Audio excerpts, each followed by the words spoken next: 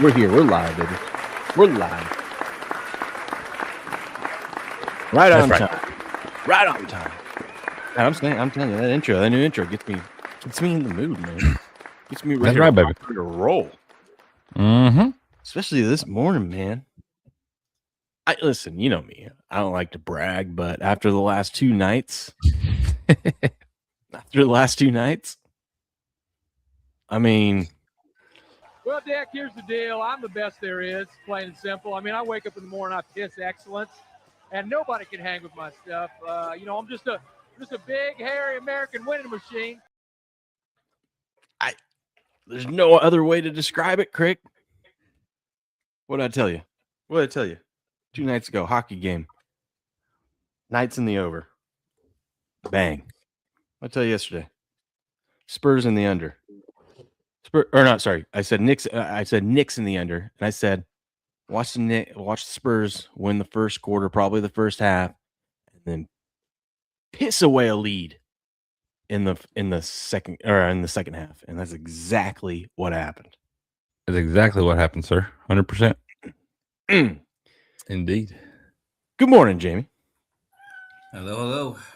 How we doing? What's going on, Jamie? How we doing, man? Pretty okay. I got a few bits and pieces to deal with there. Yeah, one of our cats got a tail infection, so I've been spending the last couple of days trying to stop him from getting at it. And, it's been a bit of a nightmare because he always finds a way to get shit on his cone when he's in the litter box. So every time, man. Every time. Every single time. That's rough, man. That's rough. Well, hopefully he gets feeling better, man. Yeah, well, I love the guy, but damn, he does not make things easy. Yeah. Mama said to me days like this. I know the feeling, sure. Except for with the little mini version that looks like you know? Yeah. Yep. It's still ahead of me. But we're getting there. Anyway, how are you two gentlemen this morning? We're all right, man. Will's just in here peacocking around a little bit, talking about how he just pisses excellence, man. I love it when I'm on a heater, Heater, baby. I didn't have a chance to catch the game. I was actually on the Spurs for both the first half and the game. So first half cashed, obviously, but yeah, what a second half collapse. Didn't catch it. I was gone to bed at that stage, but still. I remember I was on both because Barnes liked Spurs for the game, but Ghost liked them for the first half and not for the game. So I said, I won't overthink it. I'll just do the old 1-1 and a bit of the old tail chasing there. But what can you do? Well, I can tell you this. These two teams both have history this season. And when I say they have an identity, the Spurs really don't know who they are or what they want to be. And they kind of have, like, I thought, their depth was their advantage, we thought. But now we're starting to figure out, like, maybe it's really not an advantage because in these games where it's, like, close, sometimes they just get lost and they don't know who to go with. They don't know who to trust. You can't, I love De'Aaron Fox, but he has these games where he just is lost out there. Like last night, he thought he was Steph Curry, just kept pulling up and missing. But, the Spurs are a really good first quarter team. Even last night, they got down a little bit. They still ended up dominating the first quarter. Usually that leads to a first half victory, but as you saw, they blew the lead in the second quarter. They let the Knicks tie it up, and then the Spurs ultimately did end up winning the first half. But the Knicks just have this, we don't care how much we're down in the second half. We're going to keep clawing back. And they've done it every single time. And the Spurs shit their pants when a team starts coming back in the second half. So one thing I would look out in this series, and I thought about doing it last night. I was telling Crick just a minute ago. I thought about doing it, but I before the game I had Knicks minus 6.5. I did an alt line, and had I, with even 7 minutes left in the game, or even especially if I would have looked at it with like 2 minutes left when it was like tied, had I doubled down on that thing, I could have got like 50-1 on it on the prediction markets, right? That's an angle I'm going to look at. If we're close, in this game with a few minutes left. The Knicks scored the last 11 points of the game. I mean, they do that all the time, and the Spurs seem to collapse and melt down in those spots.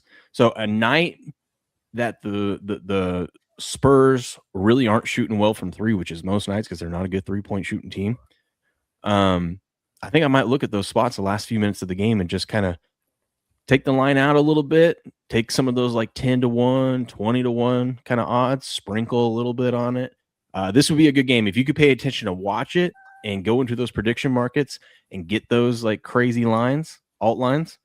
Might not be a bad play.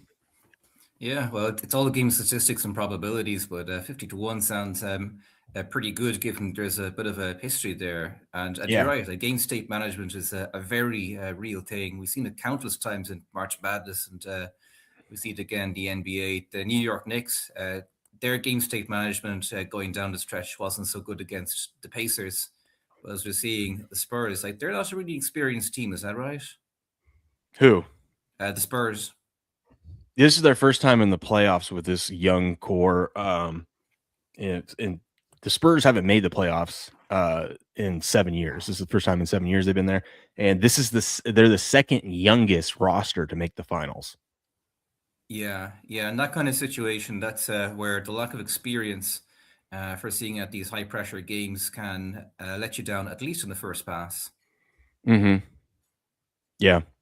And listen, I gave that stat out yesterday on the show. I know a lot of people, like, on paper, the Spurs are a better team, but that stat, and I was kind of shocked to see that Robert was on the Spurs and whatnot, because that stat of teams coming off a 7-game series facing a team coming off a sweep now since 2002 is 3-15 straight up in game one.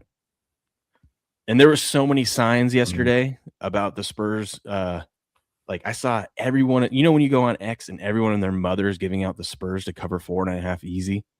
And then there's all those clips of the Spurs are undefeated 6-0 in game ones of the NBA finals. They had, as a franchise, they have never lost a game one in NBA finals history. And I was like, oh God, dude, this is all pointing to the Knicks winning tonight. So it made me feel so much better about my bet. And then the cherry on top, Trent came out and said Spurs minus 4.5 is a mortal mega whale.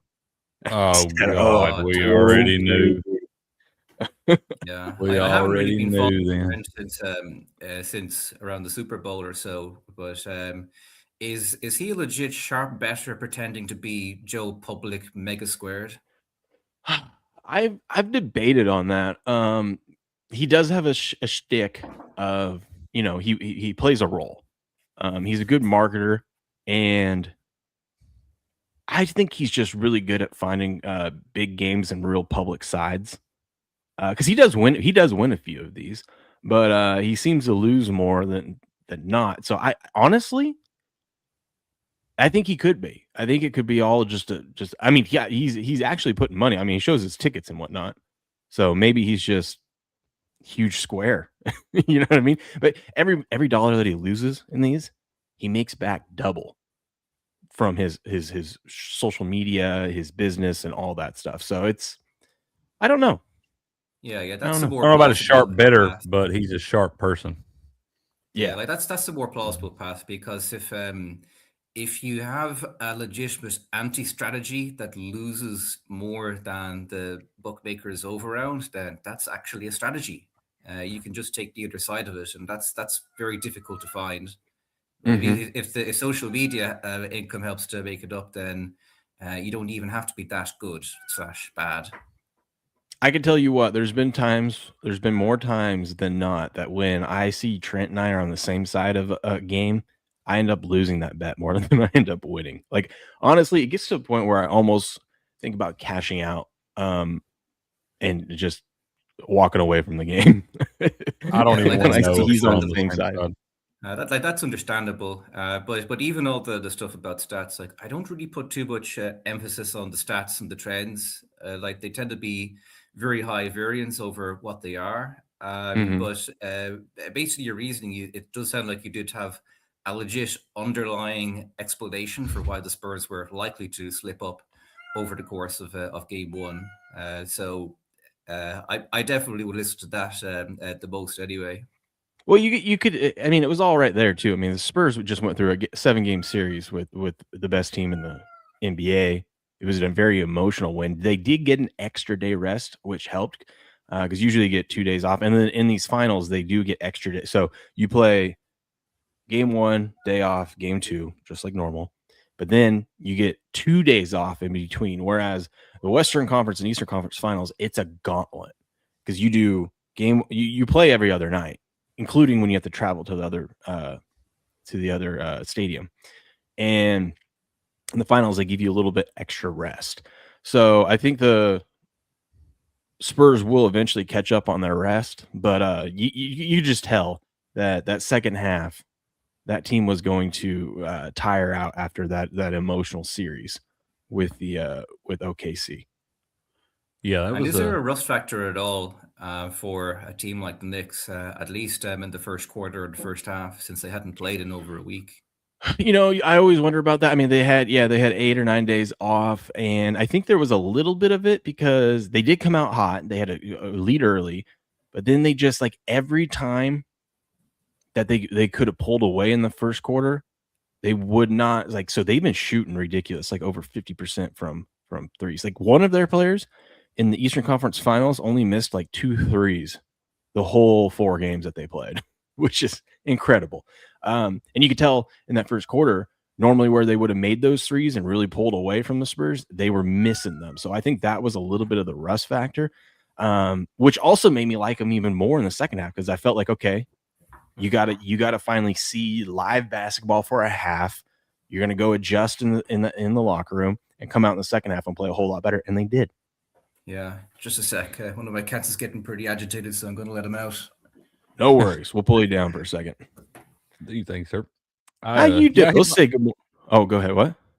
I hit my one bet last night, man. I had one bet. I had Spurs -3.5 first quarter plus 124. At a baby.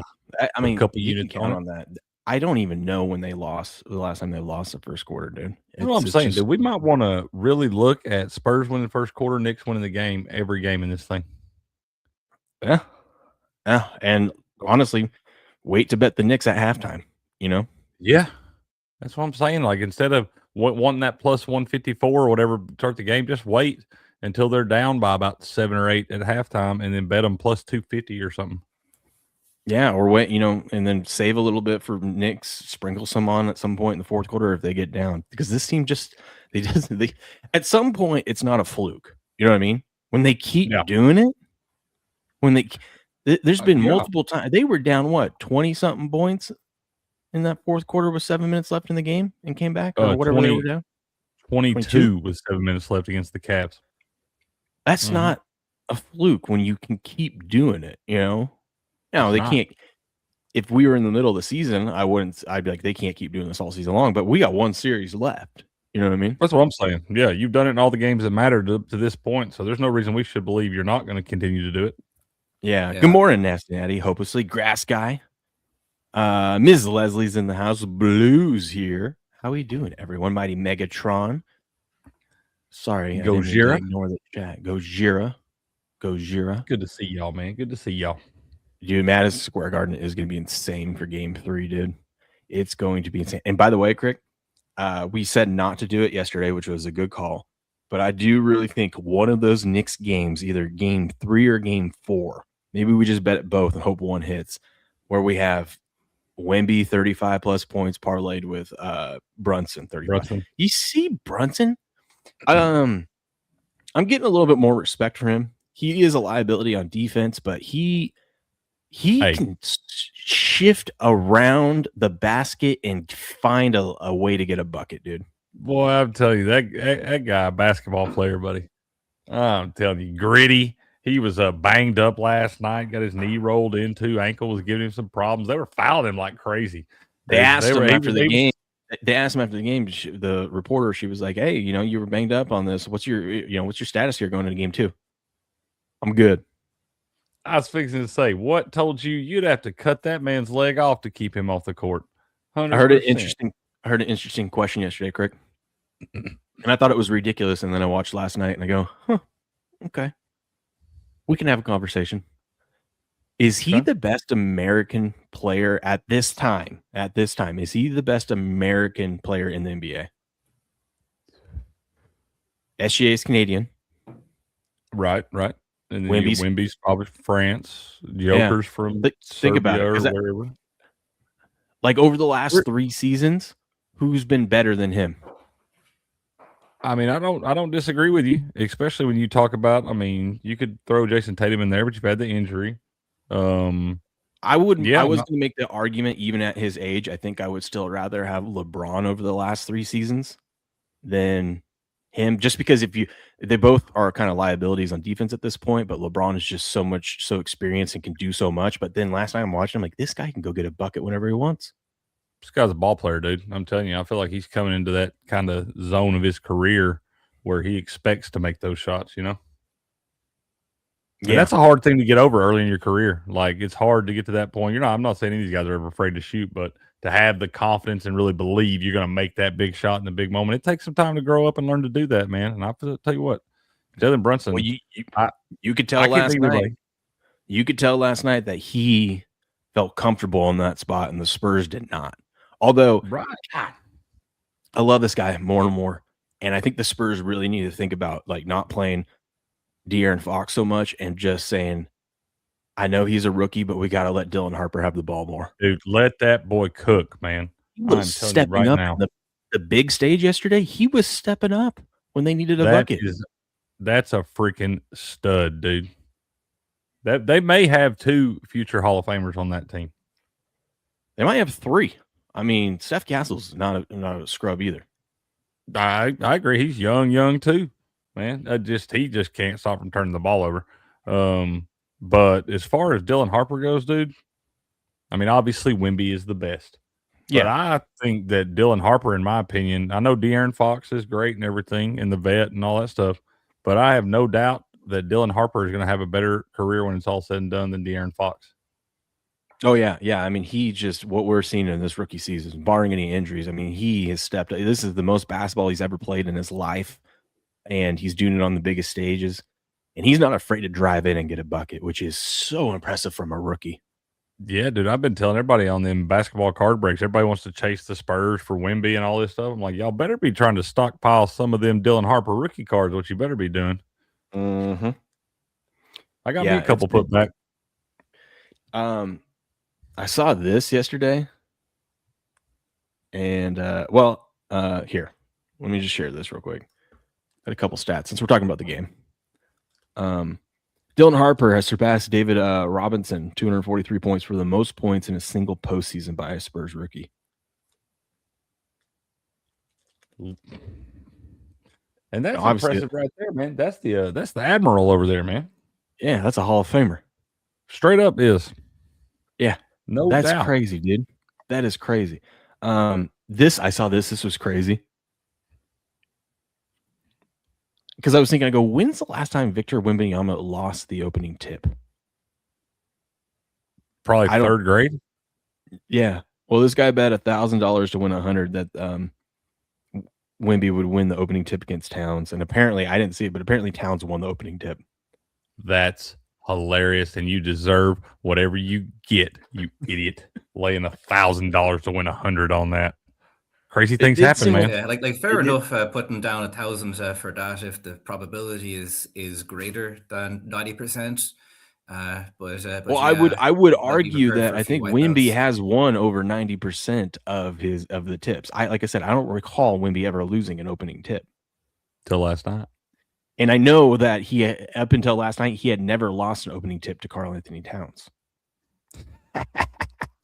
And that guy's $1,000 lighter in the pocket because he bet it. If it's a 93% fair value, then okay, you're getting a little bit of value there. But he's saying that it should be 99%, which is you're really expecting it to be like a miracle for Towns to win it there. Yeah, and who knows what $1,000 is to this guy? But if it was me, I'd be like, oh, maybe we scale back to 100 to win 10. I think I'd triple that bet for the next game. Oh yeah, I'd run it back, baby. I'd run it right back. What could possibly go wrong? Yeah, What nothing. could possibly go wrong, Jamie? You want to see how insane of a stat this is? To break, Bill Russell holds two of the most unbreakable records in NBA history. He had 189 rebounds in a single NBA Finals series and 40 rebounds in a single NBA Finals game. Wemby would have to average if this went 4 games, he would have to average 47 and a half rebounds to break that record. If it goes 5 games, 38 rebounds a game. If it goes 6 games, 31.6. But even if it goes full 7 games, he would still have to average 27.1 rebounds a game to break that record. That's how impossible that record is. Yeah, can't do it. It's insane, nuts, dude. That is nuts. Yeah. Ooh. Well, man, I'm telling you though, for game 1 NBA Finals, we've had good games in game 1 of both of the respective championship series right now. We love that. Yeah. Neither team shot well from 3 last night, but Knicks ended up getting it done. Brunson had 30 last night. Karl-Anthony Towns had 8. Karl-Anthony Towns kind of punked out Wemby last night. Zesty, bro. He's zesty. I'm just saying. I'll tell you what, keep an eye on OG and Anunoby. He's gonna have like a 25-point game one of these nights. He's gonna go off. But the Spurs did not look good. I mean, Wemby had 26, but 12 of those came from the free throw line. Didn't have any foul trouble with Wemby last night, but yeah, everyone else, it was a bad night. Bad night. Bad night. Well, Knicks lead that thing 1-0, baby. Well, we get game 2 tomorrow night. Knicks shot 31% from 3, and the Spurs shot 26%. Just gross. Yep. I was telling you before the show, I think I'm going to hold off and wait till the second half in game 2 to bet it, but I wouldn't be shocked if the Knicks steal game 2 as well. We'll have to see. If Wemby's in the zone and actually playing like a big man and not scared to go into the paint, you can tell early on in the game when he's trying to hook up threes, and granted he made 2 last night, but when he's trying to hook up threes, and when he's like last night, he would be in the paint and have one guy on him and someone would close in on him and he would still get scared to shoot it and he would dish it out. Not saying that's not a bad play, but you can tell he's not being aggressive, just trying to, get into the paint and lay one up. Damn basketball. When he's not like that, that makes me like the Knicks even more in the second half. So I think I'm going to wait. I wouldn't be surprised if Knicks steal game 2. Yeah, there one of the should things be about no live reason. betting these games is that with basketball, your live entries could actually be a little bit more generous than you get in the other sports. In baseball, you could have maybe like one person on base, and then out of nowhere, boom, dinger. So if you set a limit order, you could end up just getting an unfavorable price. But the thing with basketball is you're only going in 2s and 3s, and you're going to have about 200 points plus anyway. So there's a pretty good chance that you'll be able to get in on a cushion. Yeah, and honestly, it's when you're looking to live bet, it always helps too when you take the dog live. Like you're already getting value on the dog before the game, and then when the Spurs are up at halftime, there's going to be more value on the dog, especially when they're on the road. Odds wise, just because people are like, oh, this game's going exactly how we thought. The favorite's supposed to win, and they have a lead at half, a sizable lead or whatever, a sizable lead in the second half. Whereas if it was the other way around, the favorite so let's say the favorite's down 10 in the third quarter, people are expecting the favorite to come back. They're not expecting the underdog to come back when they're down 10 in the third quarter. Yeah, there's plenty of liquidity that you can enter in on. Oh, yeah. With an NBA Finals game, yeah, you don't have to worry about that. Liquidity is not a problem. No. Even because like some games, liquidity is a problem when you start taking these alt lines out, right? But in an NBA Finals game like this, there's no problem at any market you want to get in this game. Yeah, it's totally different from the WNBA where if you miss your entry before the game, then you could be waiting ages for anyone to take your order. Yeah. Yep. But hey, it was good. I damn near nailed this one though. I said I wouldn't be surprised if it's a 112.95 Knicks win. We were almost there. Almost Off by there. 7. Tut. I know. You got one of the team scores right. Still went under though. You did. With ease. Hey man, I wanted to ask you the other day. I didn't do this when we were talking about it, but you think these are worth any more money now? I'd hang on to them. We'll just pair them together, man. They're both numbered to 199. We got Verse 72 to 199, Myles Garrett 86 to 199, and they swapped unis, man. I think what we got to do is go to the Browns facility and have Jared Verse sign his, and then go find Myles Garrett and have him sign his. Then you're cooking. Don't talk dirty to me. I was thinking about that with my Drake May Ultraviolet. I'm like, what if? I mean, it could go up in value, later on. But I'm like, what if I got him to sign this card? Like, what's the rules on that, Crick? Like, if it's not like a numbered card or anything like that, but it's one of those rare cards, and you can get them to actually sign over the top of the card. Does that devalue it, or does that value increase? No, because not in my mind. They'll tell you it's not mint condition. It's not going to grade at a PSA 10 or anything now because you've done something to the card. But if you've got footage and stuff in this day and age, you could film it and all that stuff, and you could show him actually signing the card, then somebody out there is going to pay you like at least double or triple what the card's worth just because he's got his name signed on it. But you just got to find the right buyer. It's all what somebody will pay for it. But I don't think that would devalue it at all. As long as you have like stuff you can document the authentication or whatever. Yeah. So like those videos we watch of that guy getting Tom signs this card that he made with like Jordan signed it and whatnot. Yeah. Okay. I tagged you in something right before here while I was waiting on you to get here. I was looking down through. Somebody opened like a Panini. We showed that one morning the crazy case that was opened up from like Ops. It was like 25 grand or something. Well, there's a Panini one. I don't know how much it costs, but I tagged you in it, and this guy's opening it up, and it's like a bunch of patch autos and different things. But the last card they pulled out of there, one of their big cards, was like a triple patch card, and it was Caleb Williams, Jaden Daniels, and Drake May on the triple patch. Yeah, that's it right there.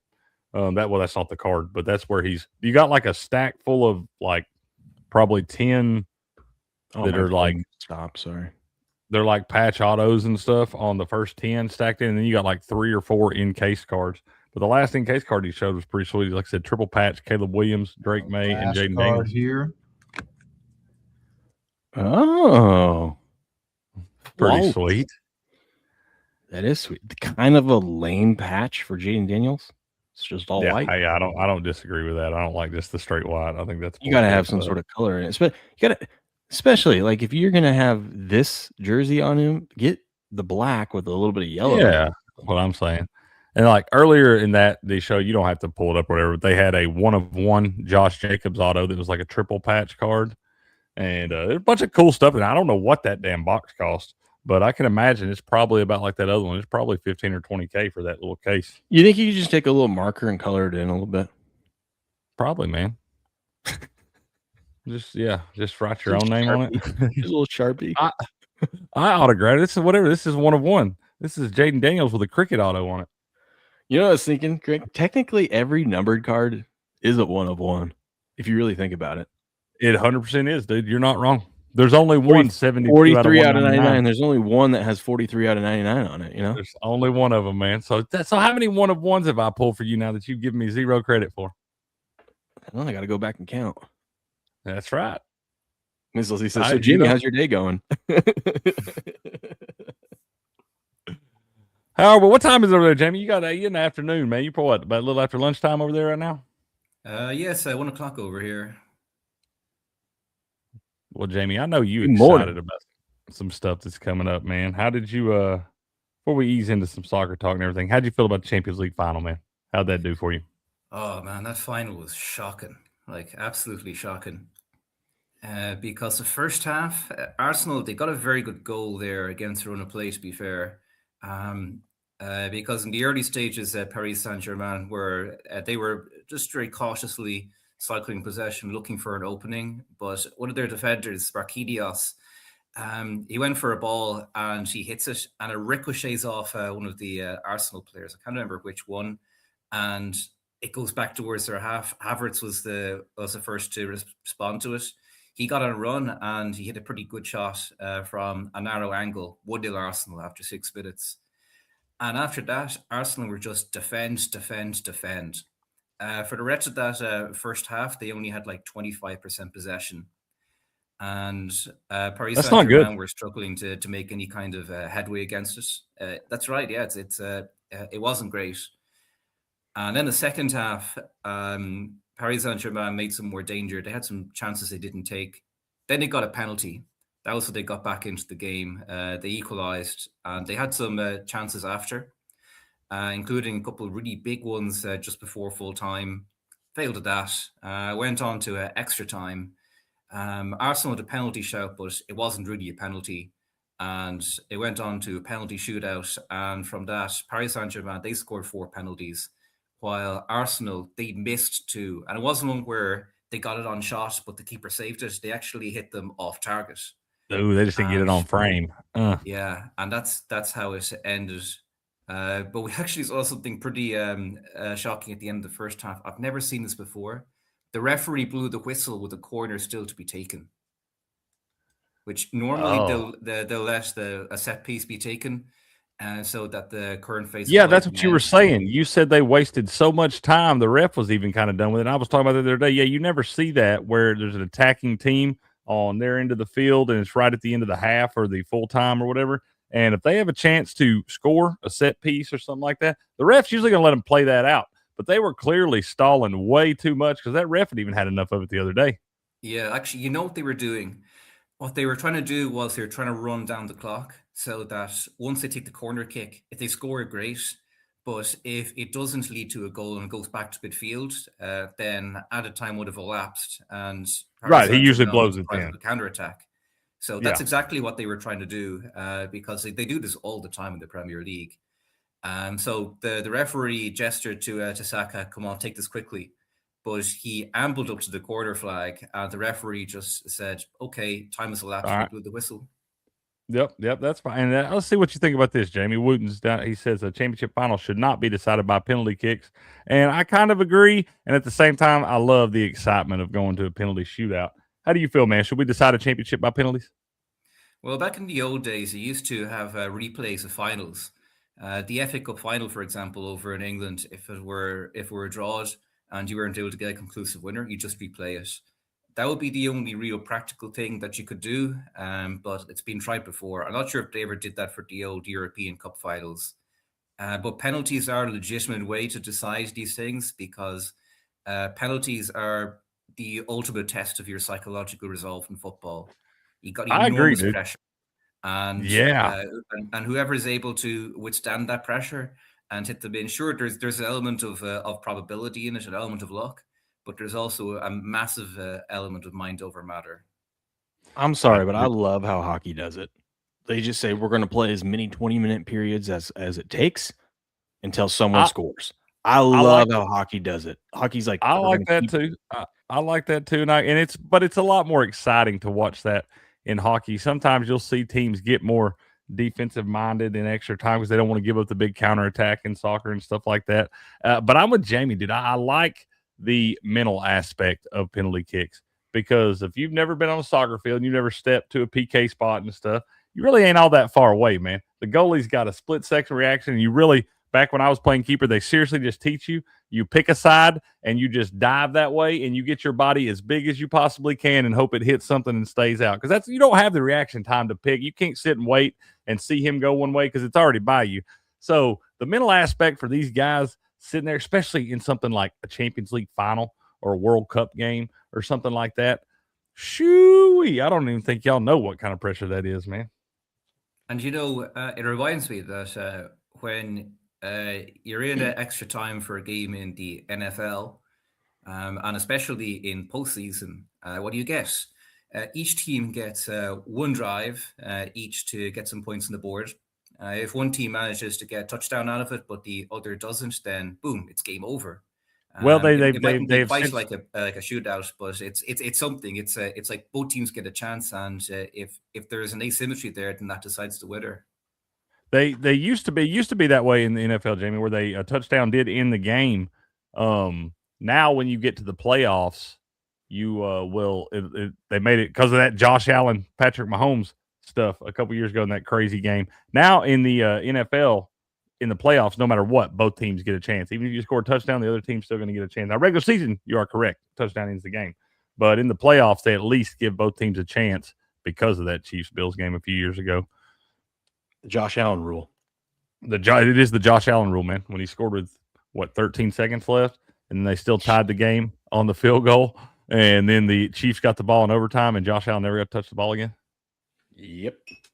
God, they cheated us in that one. They might still be playing that game, dude. They just might be. Might be. And there are a lot of games that you could have with the World Cup where you could legitimately have two teams where they could be there all night and they still wouldn't score. Mm-hmm. Yeah, we see that all the time too, man. We've seen them play 120 minutes before and not put a goal in. So, yeah, right. They I don't know. I think the NFL's doing it right. They'll always have something that we'll bitch about, and then they'll tweak a rule, and then we'll bitch about them tweaking the rule, and it's just rinse and repeat. We'll still show up. We'll still be there. I bet y'all are super excited for the football season start because I'm pretty sure the card talk will end when football season starts because we just won't have time. Oh, yeah. Well, I'm certainly looking forward to it because, I got a ticket for the opening game of the college season. Oh, who's playing again? It's the North Carolina Tar Heels against the TCU Horny Frogs. That's going to be a good game. That's going to be a good game. Yeah, I'm going to be there with my wife, my brother, and hopefully my father. Let's go, baby. Speaking of that, I screwed up last night, Crick. Oh, my God. So my wife, when I get a text from my wife with a couple hours left of work that says, just so you know, the boys didn't nap today. They're being demons. So when you get home, they're going right to bed. I just want you to be prepared. I go, okay. Then I get a text at 5. I get off work at 6. I get a text at 5. She goes, I don't know if Cal's going to make it. I might have to put him down beforehand. I go, God, it must be a terrible day. Must be a rough one today. Little homie was feeling it yesterday, huh? Yeah. And so then I get home and they're all awake and we get them down to bed. And then I can just tell my wife is worn out from the day of just all the kids being demons. So we're talking and she's like, hey, just so you know, so-and-so's wedding is September 5th. Now, I thought my wife was messing with me because in my mind, I thought September 5th was opening day of the NFL. And so I was like, oh, really? She's like, yeah. And we go, why is she getting married on a Wednesday? She's like, she's not. That's a Saturday. I go, no, September 5th. You think I don't know when the Patriots Seahawks play? It's September 5th. And she's like, no, it's not. And then I was like, psh, all right, whatever you say. And I pull up my calendar and I go, look. And I go, oh, shit, no, they play September 9th as a Wednesday. The 5th is a Saturday. She was right. And she just hits me with don't fucking mess with me right now, okay? Yeah. I go, all right. Yep, I was wrong. Mm-hmm. Yeah. Mm-hmm. And you will go to that wedding. You'll like it. I don't care what day it's on. That was her point. That was her point. I go, well, hey, she's doing it right before football season, so that was smart. I know there'll be football that day. I'm pretty sure we have a wedding we got to go to on the 5th. If we're able to, man, that's usually right around the time we take the boys back and everything. So it'll probably be a big travel weekend for me. I don't know if we'll make that wedding or not. Yeah, the point of the conversation, she's like, I would like for both of us to go, but they don't want kids there, obviously. And I mean, bringing all our kids would be insane. But we were trying to plan out who we could, because all her family who we would normally have come watch the kids, this is like a family wedding, so they'll be there. And who's getting married? One of her cousin or something. Distant cousins, distant cousins, somehow related into the family. I got you.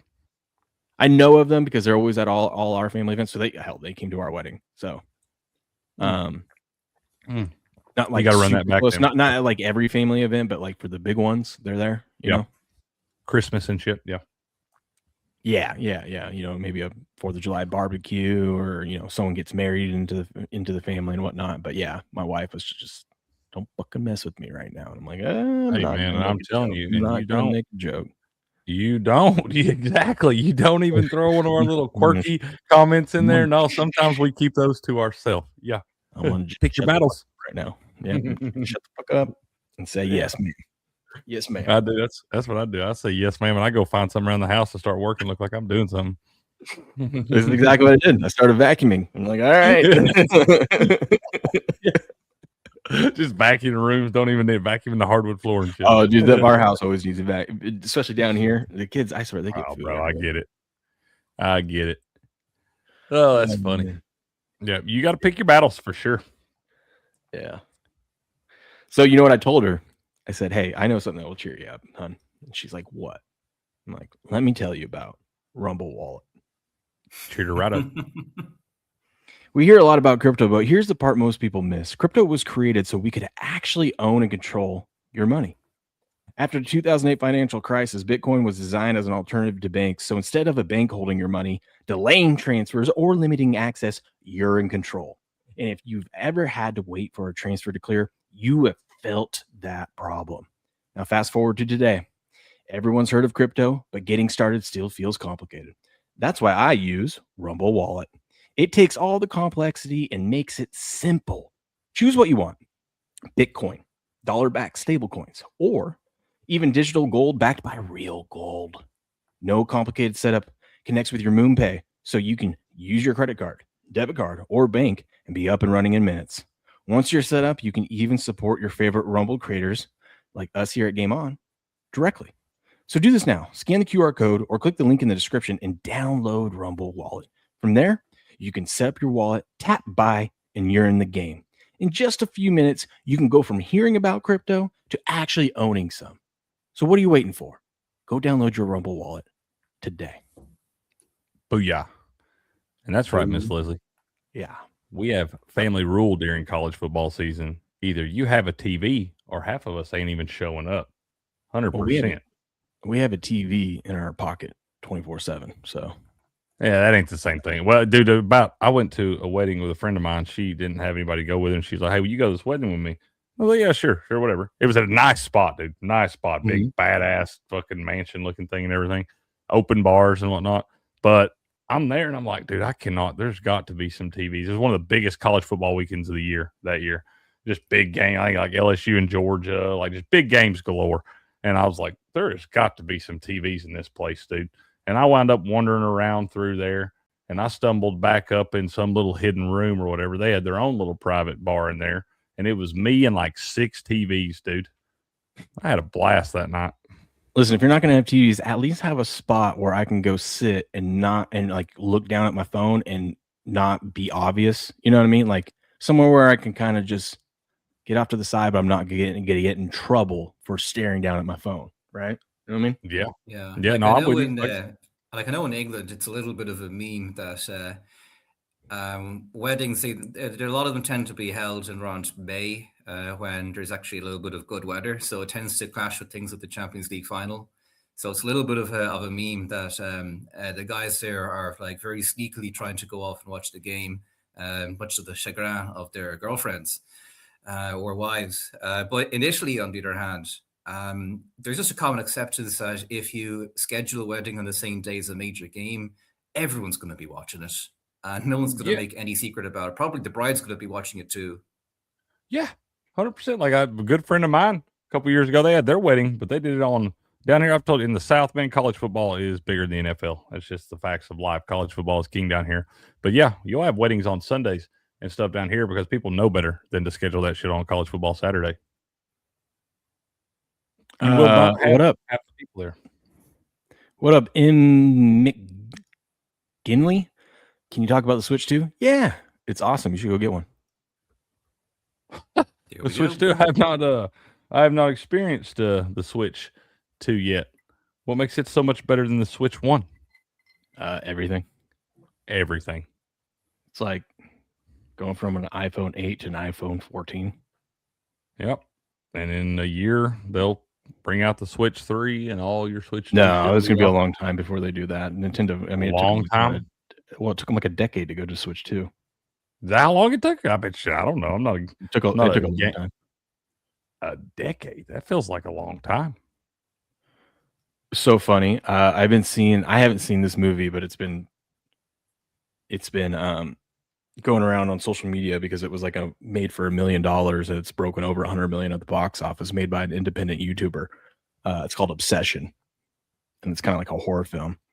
And anyways, I've been seeing a bunch of memes from it and whatnot, but the one that I saw that was funny was like when you're on a date during football season and she catches you for the 5th time looking down at your phone trying to watch the game. So much. I don't think I could live without you. Wait, hold on, that's not the part. Where is it? Hold on. And the actual clip. Oh, no. Right here. Okay, so she catches you on your phone for the 5th time looking down at your phone. No. What? No. Don't do that!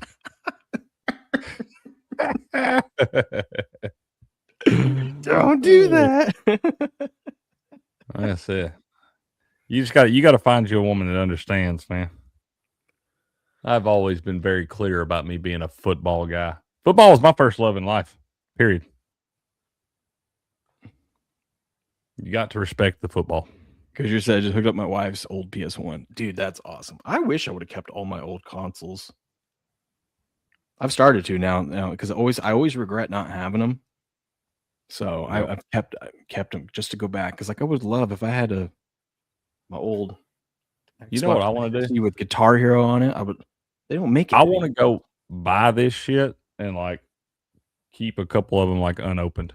Like buy a Switch 2 and never open. I've thought about doing that, but then I'm like, am I really going to sit on $500 and just store that away?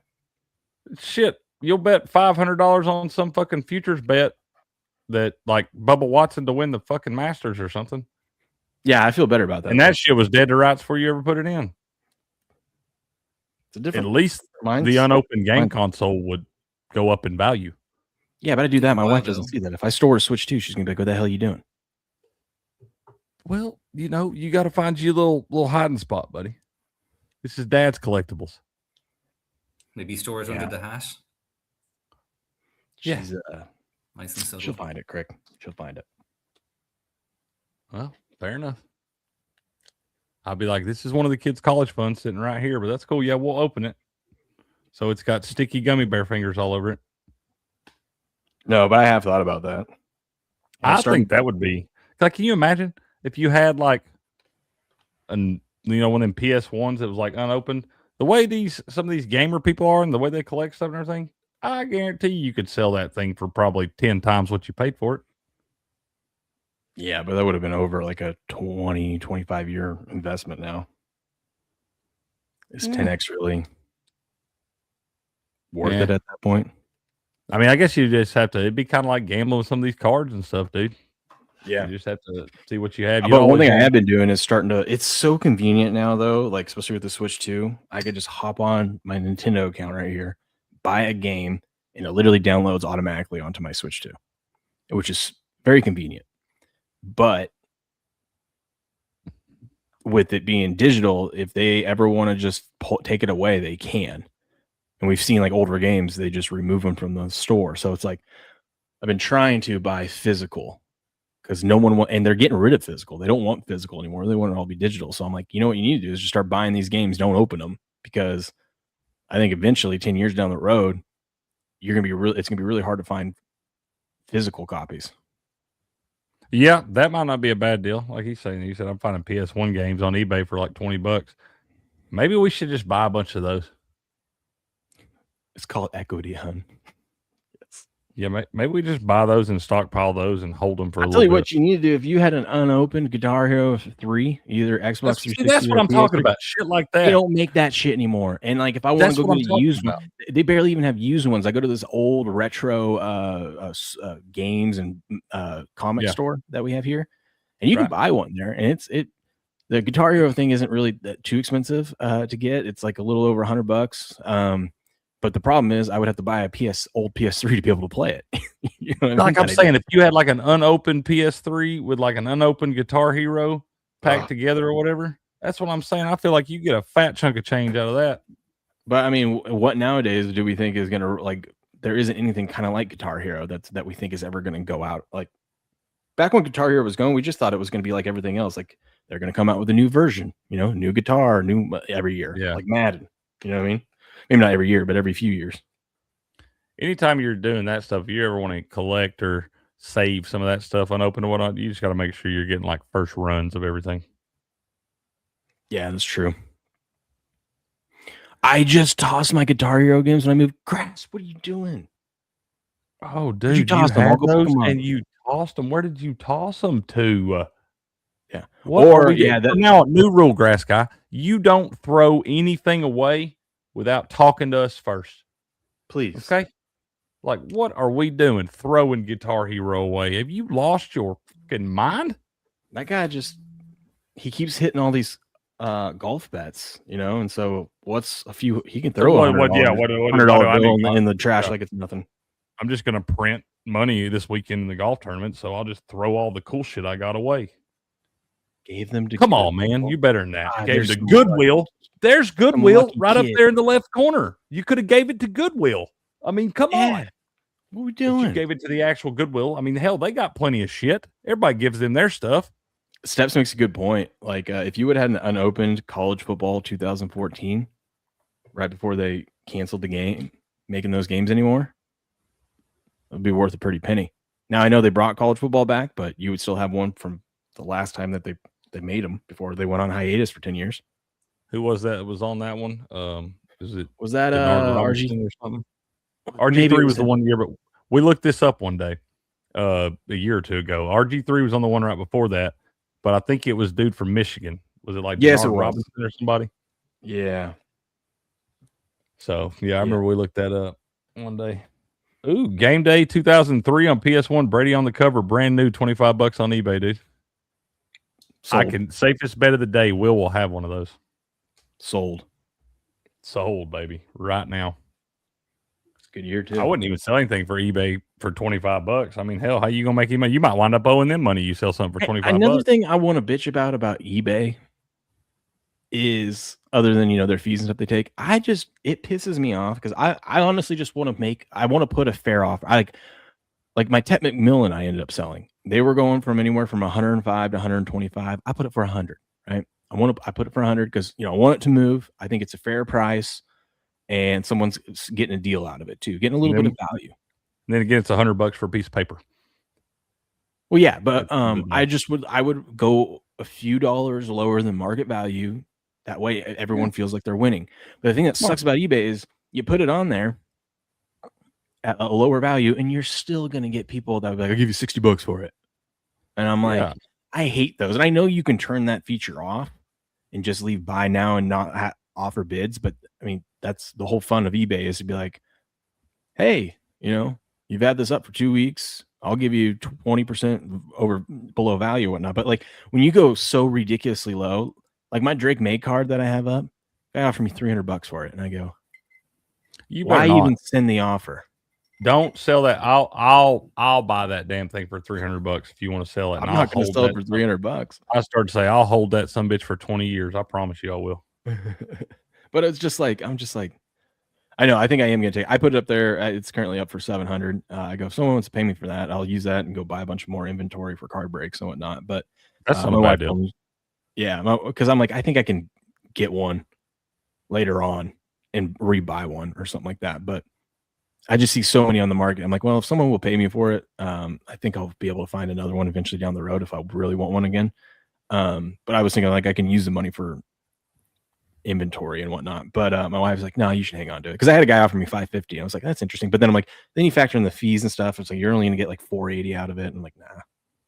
Jamie, do you know how to write code? Yeah, I've done it for a living. Jeez, I mean, I don't know. Like I said, I didn't know all that, but okay. Well, then there's our guy. Why can't we build a platform to sell our own stuff and tell eBay to stick it in their ass? If it was that easy, someone else would have done it by now. Yeah, especially now that you can just tell an AI to code it and it'll just vibe code some kind of. And it's not so much of creating the website. You could make an eBay double. pretty easily. Like if you get someone like Jamie that knows what they're doing, knows how to use AI, you could create an eBay. The problem is eBay is so big because they're connected with the PayPals, all the financial stuff and stuff like that. That's the hard part, is getting in and getting it to where it's so freaking easy to move money in and out. I'm not trying to be the next eBay. Okay. I ain't trying to do that. I don't care. I want a market we can sell our shit on for a fair price. And we got a pretty good following, and it continues to grow daily. And I just want to kind of tell eBay to fuck off. Yeah, you kind of want the Polly market of selling shit. Exactly. Platforms. Just because you ain't Coke don't mean you can't be Pepsi. Yeah, Hey, like, Cricket, sure, meet you mightn't be Jamie. able to get rid of fees entirely, but you could at least get them really down. The chat's going, hey, Cricket, meet Jamie. Jamie, meet Cricket. I didn't know you wrote code for a living, dude. You didn't know that? I didn't know that. When did that get? When did that get talked about? When did that get pulled up? When did I miss that? All the time. We could call Beverages. his nickname's Mr. Code. Oh man, fuck off! It is not. I've never heard about this, dude. I didn't know. So what exactly do you do then, Jamie? Tell me more. C++ mainly. What? C++ coding. So Does kind that of, mean? Old school. Oh, this is Yeah, amazing. that's a coding language that I use, C++. This is amazing. But yeah, C++. I always heard that wasn't that great. I always heard. Like coding has changed a lot because like 10, 20 years ago, it's like there'd be certain programming languages that you would use and you just go from there. But it's changed so much over the last few years because people are now using AI to write code. And you get a lot of people on social media who are saying, oh, look at this. I'm using about 20 AI agents to automate my morning shower routine. Get with the times or get left behind. And there are businesses that are legitimately using these massive big AI setups to generate these vibe coded web apps. And then like 6 months later, they're saying like, this app doesn't really work. And I don't know how to debug it because most of the stuff was written by AI. And then you have to get people in who actually understand the code to fix it. Okay. So the AI ain't smart enough to fix itself. Oh, like it is, but you gotta know AI to correct it. You know, it's capable of doing shit, but if you don't know when the AI is wrong or it's put out sloppy output, then you're basically getting garbage in, garbage out. I use AI a fair bit for doing my deep dives on sport, but so many times you just get outright wrong information. And if this is what we're seeing in our 30s, like imagine if you're a teenager or you're in college and you're using AI chatbots for everything, like you don't really know if your output's going to be good or not.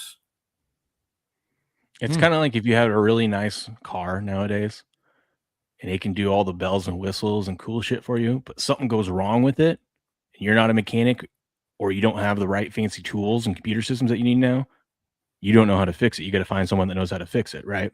It's the same thing with the AI stuff. Once it starts going wrong, if you don't fully understand it, you're shit out of luck till you get someone in there that knows what they're talking about. Exactly, I had trouble logging back into Apple Music yesterday. That's why when he said C++, I was like, oh, here we go. I was like, do what? Hey, I did get signed in. I only had to do one card break without music yesterday. The second one, we had it back, baby. I'm a tech guy. Oh, baby. Look at that. What do you think? Oh, let's go. What do you think? I love it. Good, dude. Is that Gotham? That's sharp, bro. Let's go. That's gotta be Gotham, right? It's Game On City. Can you put a Batman character like right up here, just swinging around? I'll put Beardo up here. Yeah. Oh man, this is what AI was designed for. Yeah, 100%. What do you mean AI? Clearly drew that himself. I don't think I've been on stream with you before. No, I coded this just now. Just real quick. I just wrote it up. Cricket doesn't know that about me either. I just code things. You can code too? I just wrote it up, dude. It took 2 seconds, man. When did you guys become such Microsoft people or whatever? I had no idea all of you could do this. What have we been doing all this time? Yeah. Game on, Phil. I like that. Everybody writes code. You could too, Cricket. No. Yeah, that's how Steps creates all those fancy freaking thumbnails and whatnot. I just don't have. I always tell you, Craig, I can do this. I just never have the time to do it. I mean, Let's talk soccer. Not yet. You guys want to? I want to get Crick's got about a half hour left. I wanted to get his opinion on the hockey game before he has to get out of here, and then we can talk some soccer or whatever else. All right. Let me pull up the game real quick.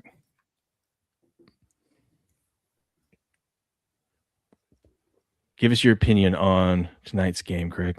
We have Carolina down 1-0 in the series. They're home, minus 162. Home favorites today. Man, I don't know how I feel about this one tonight. The line's been sitting pretty still for a couple of days. Looks like I think this is around where it opened at plus 136 for the Golden Knights on the money line on the road. Hurricanes minus 162 there. Totals at 5.5, really about 6 because the over 5.5 is minus 130.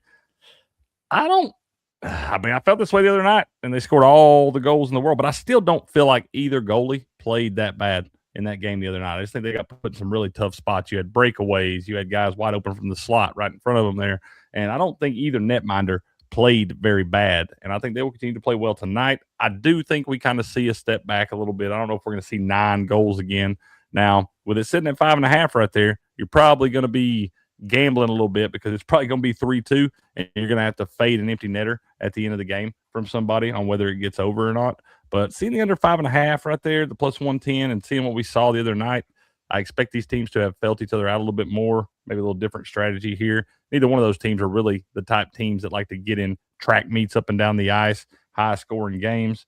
If it does do that, I kind of agree with Will, what he said the other day. A more high-scoring game plays in favor of the Golden Knights. So if you do think there's going to be a lot of goals tonight, I think you kind of roll with the Golden Knights there. But I think Carolina's going to try to muck it up much like they did in the second game of that Canadian series, actually second and third game where they won them both 3-2 in OT. So I think you'll see them trying to – I think you'll see a lot less mistakes than you saw the other night. There were some jitters from both teams the other night. They were uncharacteristic mistakes, sloppy with the puck, turnovers. They were leading the breakaways. So I think you'll see them be a lot more efficient tonight with the puck and be able to eliminate some of those big chances and not put their netminders in such a bad spot. So I do like the under 5.5 tonight at plus 110. I'm sure the public will be piling on the over after what we saw the other day. But as far as the side goes, I would expect Carolina to bounce back. But Vegas looks like they're on a mission right now. What's your thoughts, that looking Steppers? like? Because, I was thinking, damn. What's the dude? As I was sitting there listening to you talk about that, I was like, I want to bet the over. Okay. Just because And I want to know what the money's doing, obviously, but I was just listening to what you said. I have no idea what sides, anything that's going on there, but I feel like maybe that's what people are going to think. You know what I'm saying? I think that there was a lot of goals early, and then they kind of settled in a little bit. Maybe they'll settle in, but it didn't help the other night. We had the third fastest goal in Stanley Cup Finals history. 25 seconds into that thing. That shakes it up. Yeah, and I don't think you'll see that again tonight. And I think it feels too easy to take the over in this one. You got the minus 130 on the 5.5 there. It just feels sometimes if it feels too easy, and that's what I'm worried about. Wooten right there is the 4-2 because I could see Vegas being up 3-2 and Carolina having to pull their goalie late, and then you wind up getting a fluky empty netter with 12 seconds left or something like that winds up squeaking it over. So, but I don't want to lay that minus 130 on the over 5.5 in this spot. Oh, okay. Yeah, like it can happen, but the public is going to very much remember it being a really, really high-scoring game. And I can remember a point that Ghost was making, if I'm remembering correctly how he made it. He said that you just had a 5-4 game, and yet the line for the total in game 2 was barely moved. So probably means the bookmakers, they do respect the under, and they don't really feel particularly much of a need to hedge against it. And as you say, like you could have an empty netter, but like okay, one team is going for it, but you're still going to have a little bit less of a relative disparity than if one team had a penalty. And as you know, penalties don't always lead to goals. Could be a 2-2 going down the stretch or 2-1 for all we know. Right. And let's see, Grass Guy says 82% of the bets, Grass and Ghost say this, 82% of the bets and 92% of the money is on the over right there. I never like being on the side of, I never like being on the side of 92% of the money, 90+%. And that's what you can do. Bet you're under 5.5 for your unit or two or whatever, and then put your little half unit on like 4-2 correct score both ways. There's also a lot of people out there that will pay the minus 130. A lot of them. They're everywhere, dude. That's Joe Public for you. Yeah. So, and that's one of the things is where like the book, I mean, they don't want to lose to 92% of the money, but that's why you'll see the juice and stuff rise up because they're not getting beat up near as bad as it makes it look when they got all that juice laid on it. Oh, if you're going to bet the over, just bet over 6.5 at plus money. That's what I would do. Yeah, if you're going to bet if you like the over, I'd take it on up some. I heard you guys need a hockey expert to break down this game for you, so go ahead, man. Post is in the chat. Well, tell us they're going to score 2 touchdowns tonight. Undefeated, never lost in the Stanley Cup Finals. Jamie sounded pretty damn good. His breakdown was pretty damn good. Will, here's what I think in this game. I think the value is on Golden Knights to win. The books are making a clear stance that history tells us Carolina probably evens this game up and wins tonight. But the value is taking the plus money with the Knights. I wouldn't be shocked either way. I do agree. I just think if you like the Hurricanes and you think the Hurricanes are going to get this done, I think the Hurricanes win like 3-1. So I would take like Hurricanes parlayed with the under, and then I would take Knights parlayed with the over. You could just blindly bet both of those, and I bet you one's going to hit.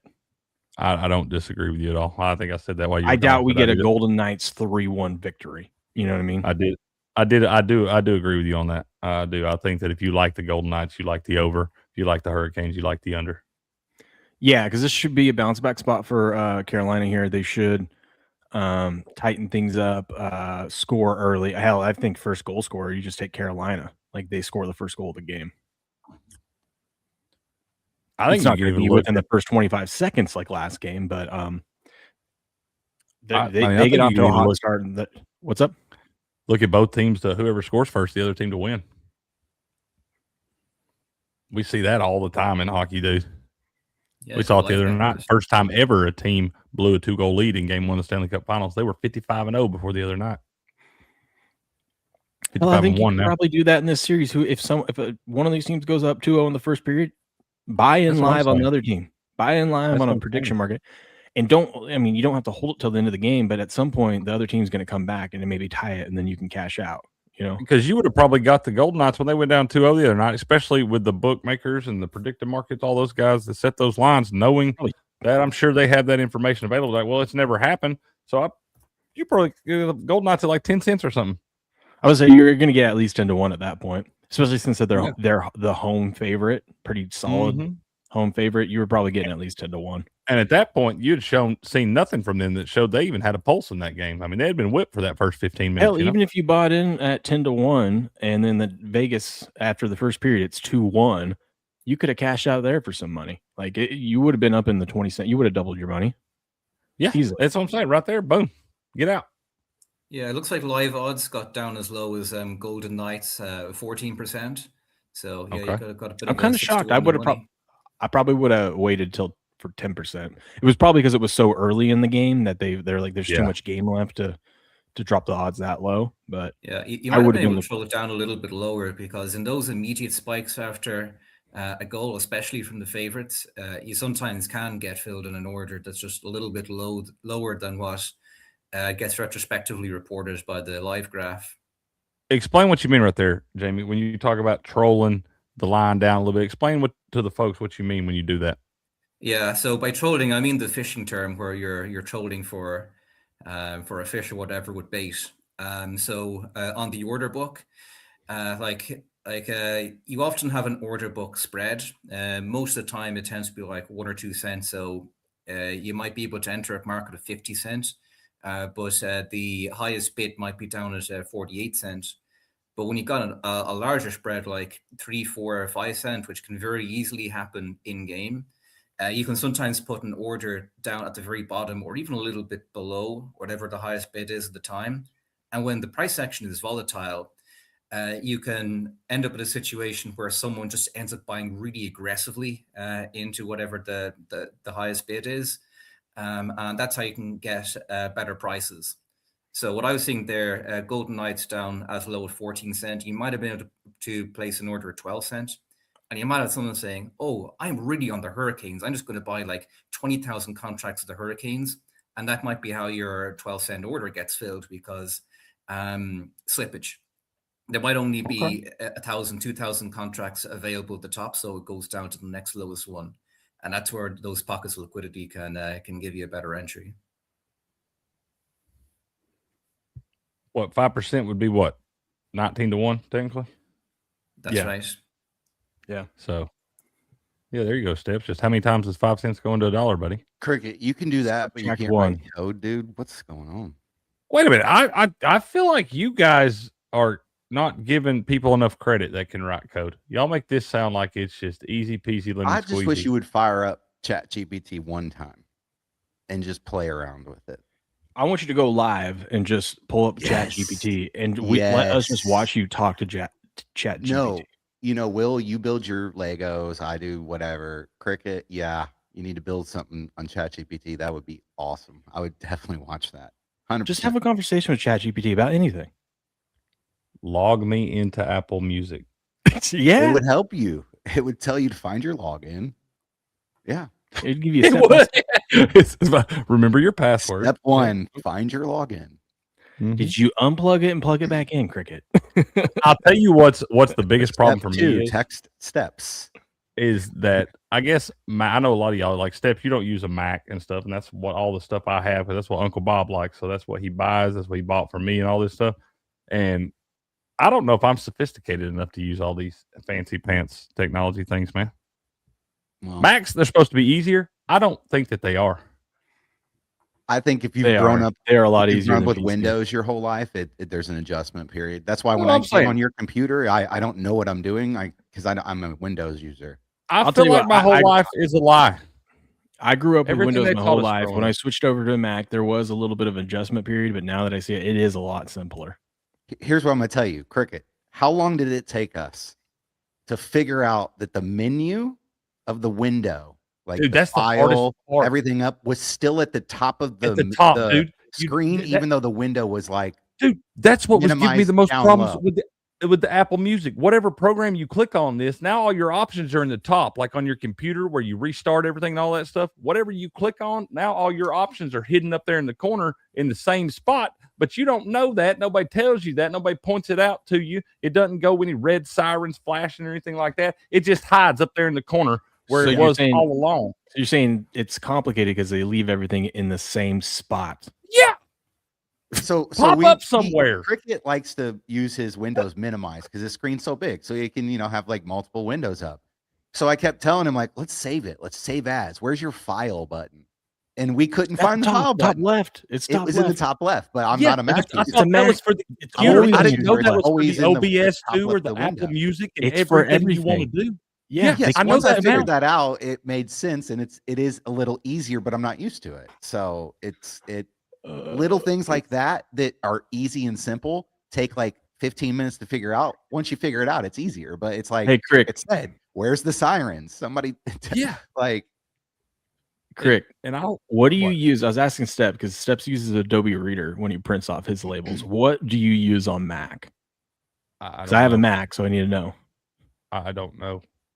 Well, how do you print off? What Man, we set it up when Steps was here, and I do the same process every time. I don't click. Walk me through it. What happens? What do you do when you print a label? Share your screen. Man, I finish a show, and then I go into the shows, and you can go to the past shows, and there's a thing that says view shipments. You click on the shipments, click on those. You go over here, and it says generate labels. You click generate labels. It generates that or whatever through your computer, and it says export and whatever shipping labels and stuff. You click on that. You download those. You click on the little download up in your corner. It pulls up a whole nother screen. It's got the print layout.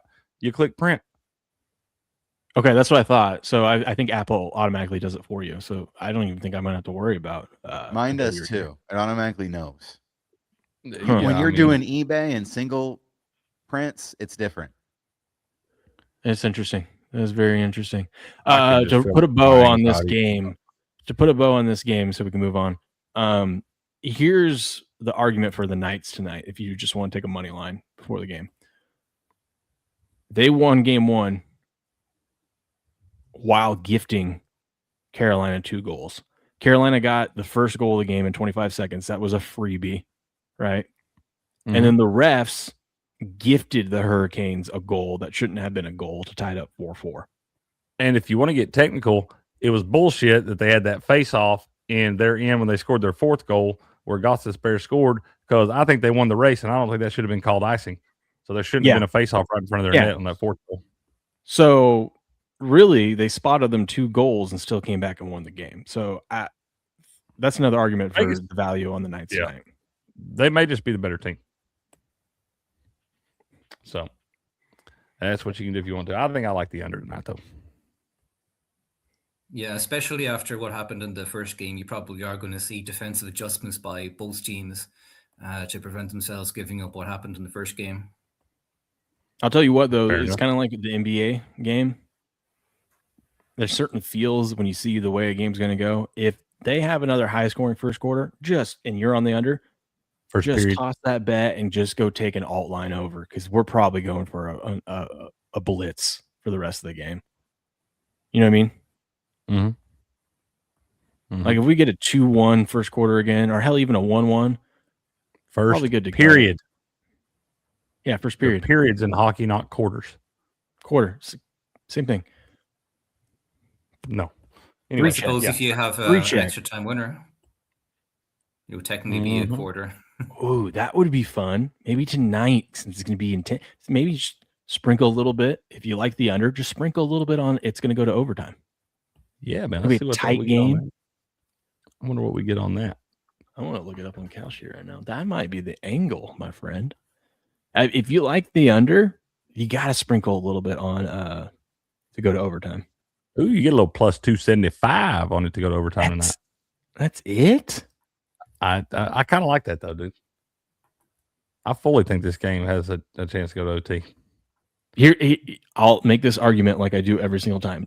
Don't bet it before the game. Wait till someone goes up 1-0 and then bet yes overtime, because the odds will shift once someone scores, especially if they go up 2-0.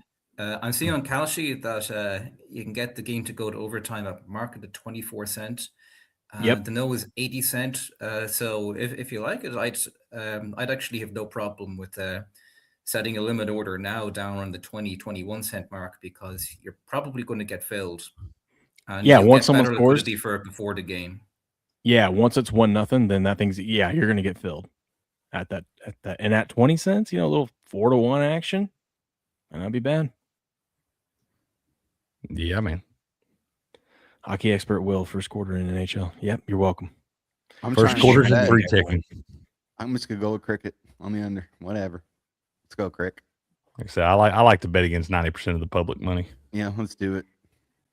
Let's do it, baby. I'm with it. I'm here for it. I'm gonna put 2 units on it, not 1 but 2.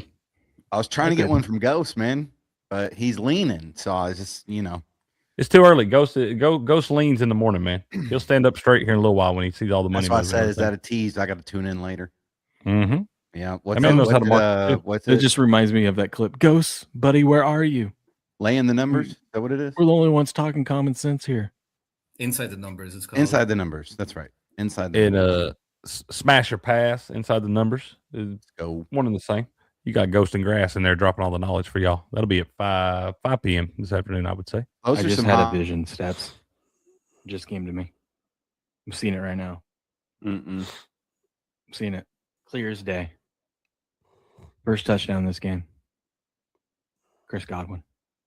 12-1. I'm betting it right now. What's his Chris Godwin.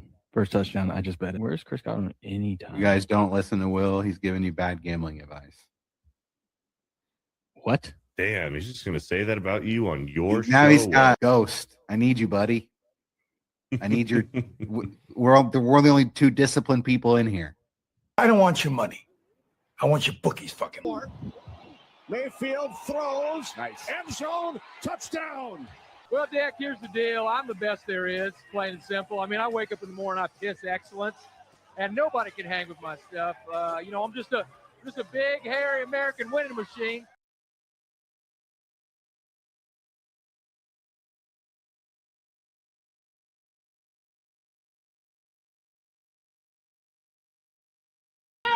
Who's retarded now? Yeah. I was so trying to figure out how to stop that, and I was about to hit end stream, but He's at the end of the whole show.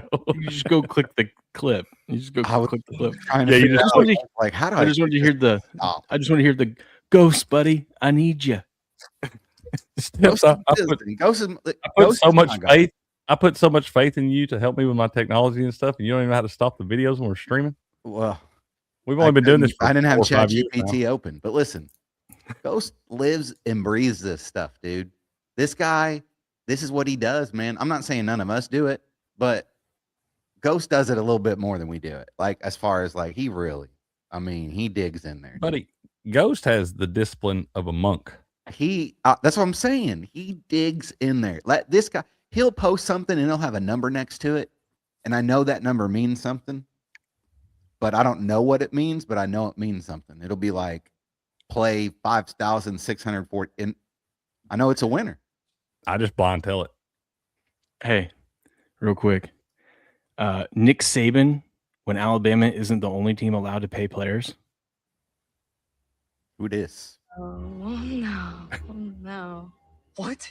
No, no, no, no, no, no, no, no, don't do it! I thought we were having a nice day.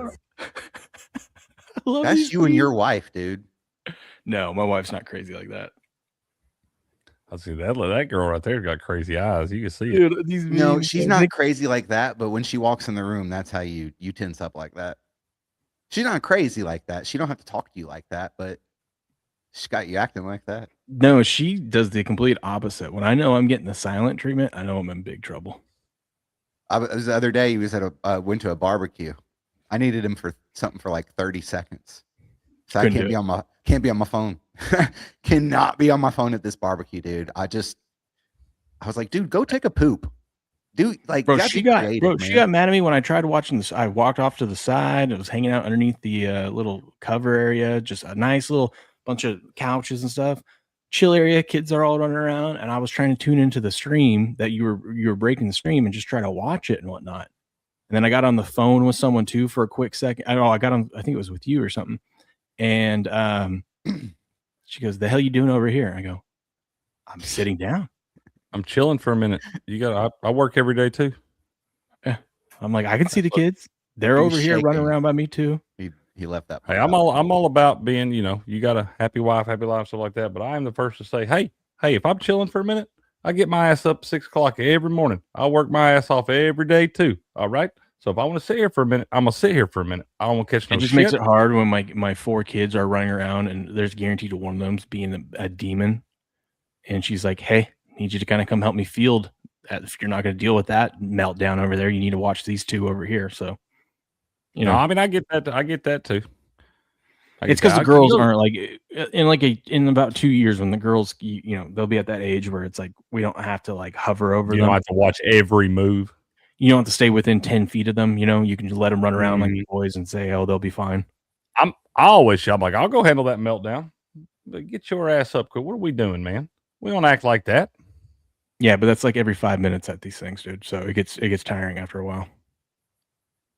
Just sit on top of them then, man. Just bring them over by you. Just sit on top of them and be like, all right, you going to act like that? I'm going to give you something to act like that about. I'm going to sit right here. The problem at that party was we didn't have a problem with the boys wrestling with their boy cousins.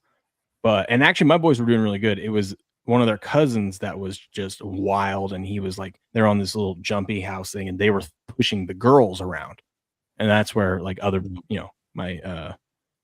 my in-laws or my brother-in-laws, mainly my sister-in-law, they were getting really concerned. And it wasn't really my kids, but it was just like, they were like, now when he pushed one of my girls, I was like, okay, we gotta tone that down a little bit. He's like too young. Like he's just like a year younger than Cal. Go in there and choke slam him. Give him the rock bottom or something. You can go and that's what I let Cal do. My brother and I looked at like my sister-in-law was getting really nervous and upset with Cal and Algie wrestling, and my brother and I look at each other like, we don't give a shit if it's boys. The boys can beat each other up and make each other cry. We don't care. It's good for them. It's when the girls are in there and they need to tone that shit down. I ain't too old to body slam a nephew, man. Will, were you a demon when someone says their work age? 40 hours a week? I didn't know you could work part-time. my man. Yeah, Will, were you a demon when you were their age? Maybe when I was like 3 or 4, but like from what I remember as a kid, I was always the kid that I wasn't wild like my brother or like how my youngest son is, Cal is. I was always I remember I could always think like that probably shouldn't do that or like that's a Right. stupid idea. It registered. You're like, Yeah, oh, like that's that's from what I remember. Now, when I was 3 or 4, I don't remember what I was thinking in my head, obviously. But when I got a little bit older, I was pretty. I was always a I had pretty common aware kid sense. myself. Yeah, Yeah, I had a lot of that. I did have that. like when I was like 10 or 11, I was staying the night at my buddy's place, and we're down by these like little creek sewer areas, and we're just playing outside like you're supposed to, just wandering around. And he goes, and there's this little bend where cars go by, and he goes, "Hey, check this out." He grabs some rocks and starts hucking them when cars go by, and I go, "That is a dumb idea. No, why the hell would you do that?" And sure as shit, one guy stops and gets out of his car. My buddy goes, "Run!" And he starts taking off and hides behind this rock. I'm just standing there. I'm like, "What the hell am I running for?" And he comes up and he's all pissed off and he's like, "The hell are you doing?" I go, "I didn't do it. The other guy threw that rock." I don't know. Yeah, I didn't do it, bro. Yeah, You got to go find him. And he's like, "Well, you tell your buddy does that again, I'm gonna have words with his parents. Why you shouldn't be throwing shit at cars." I go, I know. I agree. I told him the same shit, dude. All right, boys. I gotta hop out of here. I need about a few minutes of grass. We'll start Creek's Corner here in just a few minutes. But I gotta hop out. We didn't get to talk about the World Cup. No, y'all are still. Will's not leaving, man. He's off work today, so y'all are gonna keep rolling for a little bit. I just gotta hop out. But y'all be we good got chat. World Cup talk. Yeah, I need Jamie. I need you to tell me. I'm in Atlanta, so I have it down. I have it games down the road from me. See you, Crick. Later, buddy. I need you to tell me if it's worth going down there, because I mean the crowd's going to be nuts, right? They've taken all of they've removed all of the Mercedes-Benz logos off the stadium. Apparently, like it can't have any branding. So they've spent like the last couple months doing that. It's going to be called Atlanta Stadium, I guess. But I do know that the crowd's going to be insane. It's going to be crazy busy. Is it worth getting down there? Is it worth paying the money? And what am I going to see here in the group stage here in Atlanta? It depends upon how much you end up paying for it. I know the ticket prices have been a bit of a big deal. And if they're struggling to shift the tickets, then there's a good chance you can get something discounted closer to the day. So yeah, it's really going to depend. It's also going to depend on which games you're looking at going to. Do you know offhand which one you might be going to? I'm about to look just to see what group's playing there. But I think you're right. Maybe wait until the game, like closer to the game, get a good deal. Somebody trying to move a ticket. Okay, I'm actually seeing a few here from the group stages. You got the Czech Republic against South Africa on the 18th of June. That one mightn't be too bad. South Africa are a decent team. There's Morocco against Haiti. That one mightn't be too good to watch. Morocco, they are a good team, but they're very defensive. And Haiti, this is an important World Cup for them, but they're a bit of an unknown quantity. I'm not sure how strong they're going to be from an attacking point of view. Spain against Cape Verde, that's on the 15th. That one could be good. Spain, they're the European champions, and they're potentially really good runner for world champions. But how entertaining it's going to be might depend on how well Yamin Lamal is recovering from his hamstring issues. Cape Verde, haven't watched them, but from what I can tell from the Barnes brothers, are a pretty good team. Spain, Saudi Arabia on the 21st. That one, kind of similar, I suppose. Saudi Arabia, they upset Argentina in the first game of the last World Cup. So, that one mightn't be too bad for a potential upset. Congo against Uzbekistan on the 27th. That one, a little bit of an unknown quantity, but I'd be surprised if that's a good one. And then you got some knockout games, which are to be determined. Those first two you said, those would probably intrigue me the most. Yes, certainly Czech Republic, South Africa, less so Morocco, Haiti. I'm not convinced Morocco are going to be as good as people expect them to be, because they're really good in Africa. And there's normally a surprise team from whichever continent the World Cup is held in. But I'm not convinced they're going to be quite so good this World Cup. So it seems like in my group here, Spain and the Czech Republic are probably going to be the two that I would want to see clash at some point. Yeah, that would be fair enough. Like the Czech had who was the big guy that they had? It starts with an M. He's an older guy. God, what is his name? I think he played for Real Madrid forever. But you're thinking of Luka Modric. He's Croatian. Oh, Croatian. He plays for Croatia. Yeah. Is it true if you baptize your plane before you head over here, it's good juju? I saw that. Oh yeah, you're guaranteed to win if you baptize your plane. Undefeated. Okay. How'd they find that much holy water? That's a good question. Like maybe there's a massive big lake they draw the holy water from when they just decided to go industrial with it. Even the Pope couldn't bless that much holy water. Yeah, it is a very intriguing thing that they've done. Brazil is traditionally a country that is very high on emotions.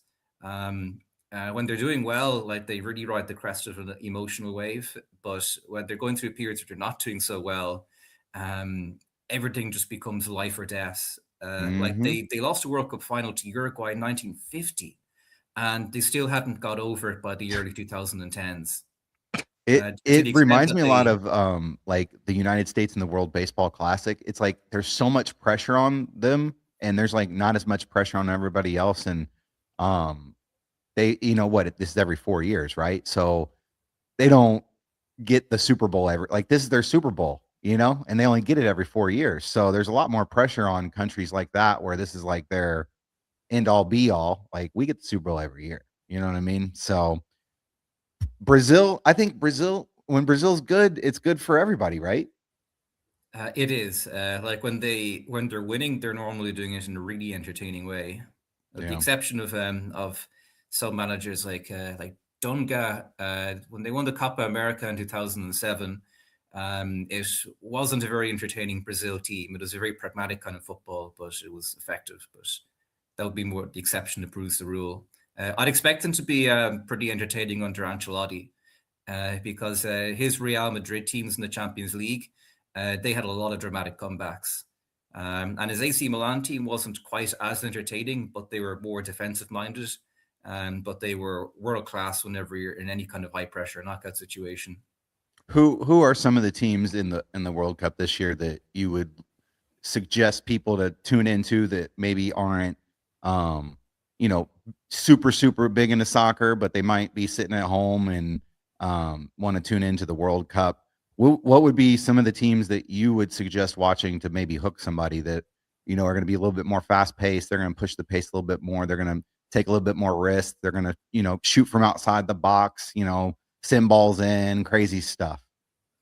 I'd say Spain would be one, especially if Yamin Lamal is fit, because in the Euros they took about 2/3 of their shots from outside the box, and they were actually pretty good at hitting them. So that's one shout. Brazil as well, because they just got world-class talent all over the pitch. They got Rafinha up front, Matheus Cunha of Manchester United. Neymar might be playing if he's fit, but there are big question marks over that. How is he at his age? Who else? So he's 34 years old now. He's playing for Santos in the Brazilian Serie A, but he's had injury problems for years, and he hasn't played for Brazil in about 3 years now. I just wonder where he is mentally too. How hungry is he? Like playing in the World Cup is a really big deal for him. When he was announced to be in the squad, it looked like he had just gone through an ordeal, just waiting to see if his name would be announced. So I think he really is going to be motivated. He's really going to want to do well with it. But my concern for Neymar is really more, is he in a physical condition now to win an elite tournament? And if he's not playing well, is Ancelotti going to take him off? Because the biggest risk for Brazil, the two biggest risks for Brazil are that they become too dependent on a star like Neymar, which I don't think will happen because they just got so much talent. And the other is that they're not able to regulate the emotional state of the game in a high pressure knockout situation, which traditionally has been their problem. But Ancelotti has been consistently one of the best managers for taking the emotional sting out of a game, no matter what the game state is. It's crazy how much the manager does actually impact a lot of what goes on. It's like, I don't know. I mean, I guess you do in every sport, but in soccer, football, here in the States, Atlanta United, we've gone through like 8 guys. We had Tata at one point. He won us a cup here. After he left, dude, we couldn't find nobody. We could not find anybody. That guy's a beast. Who are some of the like younger players or some of the players that we might not know over here that when we see them on the big stage, we're going to remember their names? Let's see. Well, Lamine Yamal is definitely one. Yeah, he's sick.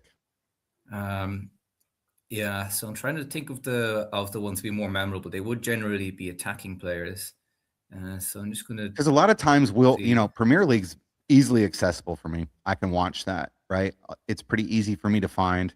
But Bundesliga and French, like some of those other leagues with big players, are hard to find. So outside the Premier League, what kind of players are we going to see in this thing? For France, Ousmane Dembele, recent Champions League winner with Paris Saint-Germain. He's able to score some pretty spectacular goals, but the flip side is he often needs about 6 absolute sitters before he scores. Kylian Mbappe would be another easy one, but I do have concerns about his work ethic. I can see it being a tournament where France end up routing a lot of their play through him, but I'm not quite as convinced how effective they're going to be, because for Real Madrid, he doesn't really have a great work rate. For Norway, Erling Braut Haaland, he'd be another big one. He's a monstrous physical specimen. He's huge. If you feed a chance into the box, then there's a very high chance he's going to score. But he tends to struggle to make an impact in the game if the play isn't really going towards him. But they got Odegaard in midfield, so I'd expect Norway to do well. There's some guys out there too that what they can do with the ball and sending balls in and stuff like that. Is Ronaldo? What's he up to? What's a guy like that up to right now? Ronaldo, he'd be in his 40s now, and I believe he's still playing. I'm trying to remember who he's playing. He's in like Saudi Arabia, right? He's not Portugal. Did they make the World Cup? They did, yeah. Is he's not on the team, or is he playing? He's very much in the squad. Okay, that's my big concern for Portugal, because Ronaldo is not the same physical specimen that he used to be. He's still extremely fit, but he's old.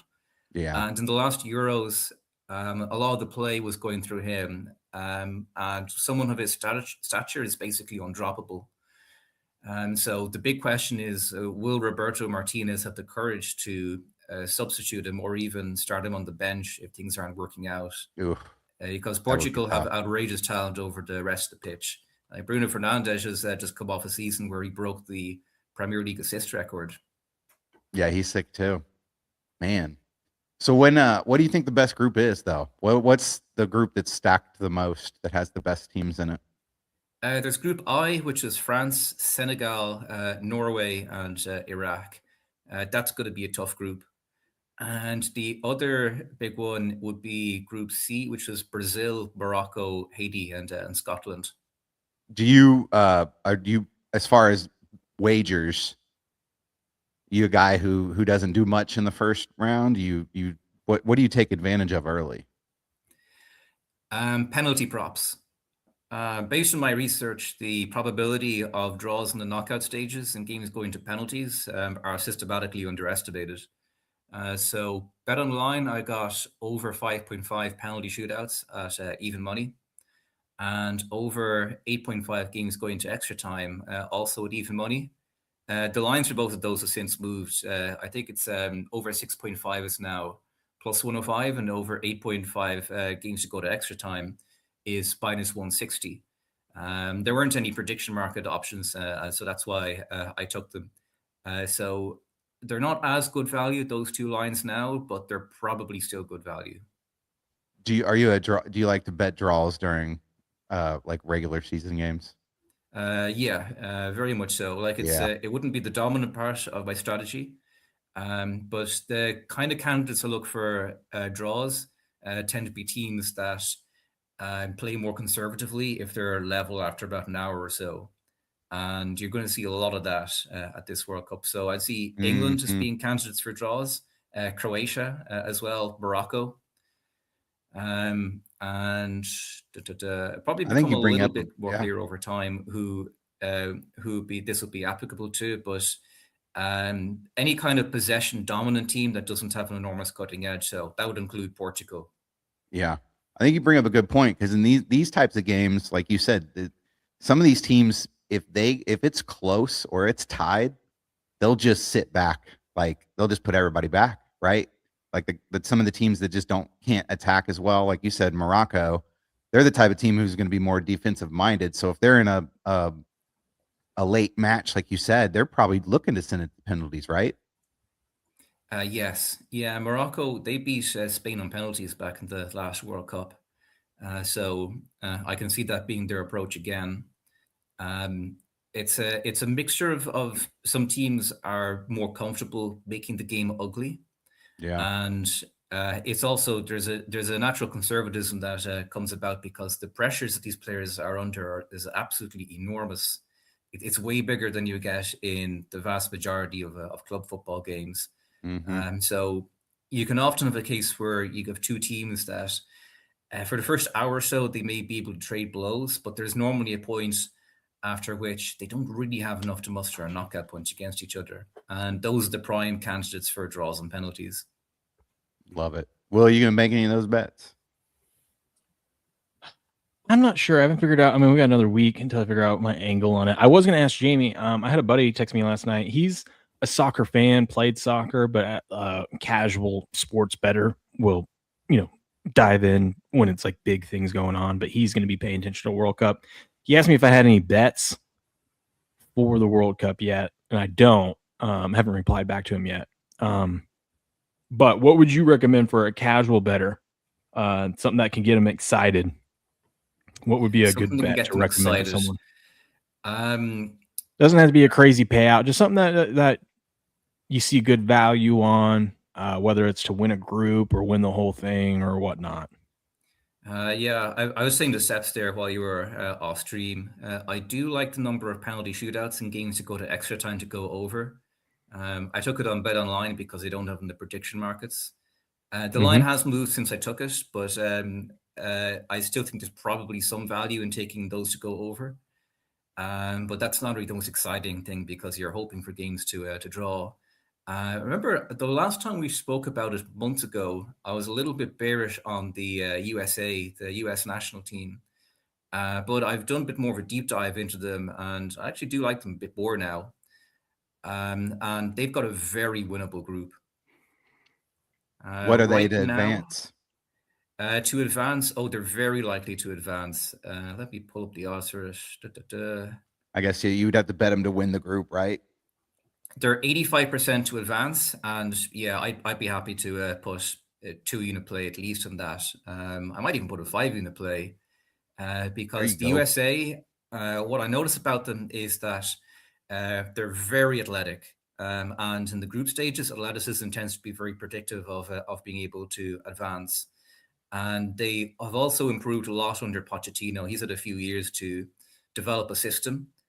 Generally speaking, systems don't really work as well at international level, but he's had the space to try and develop a system. And as well as that, like the US national team, it generally does perform well at World Cups that are not in Europe. Like in Europe, they tend to do poorly, like Italia 90, France 98, Germany 06. But every World Cup since then, since 1990, in which it's been set outside of Europe, from what I believe, they've at least made the knockout stages every single time. And one of the things I think is crucial to that, actually, there's two things. First is they're going to be used to the weather. They're going to be well acclimatized to the hot, humid North American summers. And as well as that, the USA is also kind of immune from pressure because it's one of the few areas in which you're a genuine underdog. So it's like the opposite of the World Baseball Classic. A lot of the guys there on the team, they're going to know that no one's really expecting to make a deep run against the likes of Spain or Germany. So that actually can be a little bit freeing. That's kind of a situation where the players are more likely to just go out, do their thing. And Pochettino, he's no mug. Like, he's had his failures at club level, but that tends to be more when it comes to actually winning trophies or managing big clubs. But when it comes to taking clubs that are a little bit more mid to upper mid market, he's very good at getting a tune out of them. So USA to win the group, I think they're about 39 or so. It all comes down to how good Turkey are, I suppose, as well. Turkey is a pretty volatile team, so they're not the best at in-game management. So last group game, when it comes down to USA against Turkey, I can easily see it being a situation where the USA only need a draw and they would top the group in goal difference. You said that's I may 39. way off. I have a question though about this real quick before you move on. Is FIFA still have a bad reputation of like fixing things and like, because it seems like, I mean, USA has a pretty easy group here and they're the host. I think it's because we're the host. Did they do that on purpose? It's seeding. No, it's a whole seeding thing. Like basically you've got a bunch of different seedings for different teams, and they distribute it so that you don't end up having games or groups that are too heavily lopsided. I just know they had a reputation for a little bit FIFA doing some fixing some stuff, you know. Like, they don't match fix. Like match fixing is surprisingly rare in football. Okay. Like there was a pretty big scandal in 2006 when Juventus and a bunch of other clubs were having games rigged in their favor with stuff involving referees. But something like the World Cup, it would be very difficult to actually rig the World Cup because there are just so many eyes on it. Yeah. I'm ready for it. What was I going to say? So you said they're what, 39 cents to win their? Yeah, that's what I'm seeing on Polymark at the moment. So 38, 39 cents for USA to win the group. I probably have to do a little bit more research just to compare them with Turkey. But right now, I'd be content to take USA to win the group at that and to qualify because most of the third place teams will qualify. Okay, I like it. A lot of those players don't even like. USA's shifted their like in the last like 15 years. The players, they got a lot of European players now that just have citizenship in the United States. Yeah. Hey, real quick, shout out to Hunter Sick Edits over on YouTube. He sent a flower emoji thing for 30 joules. I don't know what that means, but I appreciate it, buddy. Nice gesture, yeah. Yeah. All right, so we get to kick things off here. So next Thursday, a week from today, we get 2 matches. What's the big days? Why is there only 2 matches these days? Oh, there's 3. To start off, oh, there we go. You have the opener, which is Mexico against South Africa. But yeah, once things get underway, you're going to be looking at 4 games every day. So you like most games to go over that 2.5? I don't really have any opinion on the totals. But the general way that I'm going to be thinking about the tournament is I don't really have an opinion on volatility, but I do think it's going to be a high entropy tournament.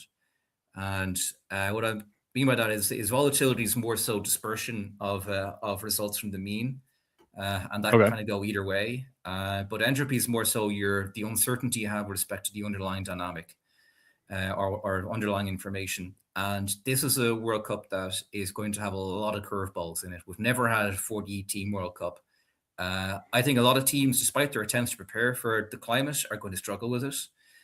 And the teams that I'm going to be looking at to do well are going to be teams that are defensively organized, have a very high clarity of roles within the team, and show a good ability to manage the state of the game. So being able to speed up the game, slow down the game whenever necessary, and keep their heads when they're in a high pressure situation, because that historically tends to be the 3 biggest things that predict an overperformance.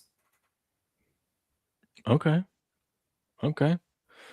I'm excited. This has got to be like your Super Bowl, huh, Jamie? Well, as you're saying earlier on, the Super Bowl comes once a year, so that'll be more in August. The Champions League. There's no real equivalent for the World Cup because the markets are liquid, but they're not sharp. So everyone's doing guesswork to a little bit of an extent.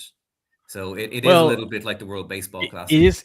It is kind of like your Super Bowl in the way that, yes, it only comes once every 4 years, but you get at least a ton of you got like a window here to bet on a bunch of different things. Whereas the same thing with the Super Bowl, it comes once a year, but that's the time there's like 1,000 prop bets that you don't normally see. You know what I mean? There's a lot of different ways to get at it, just like there's a lot of different ways to get at this tournament. Yeah, for sure. There's definitely that. Like it's going to be a pretty busy month, that's for sure.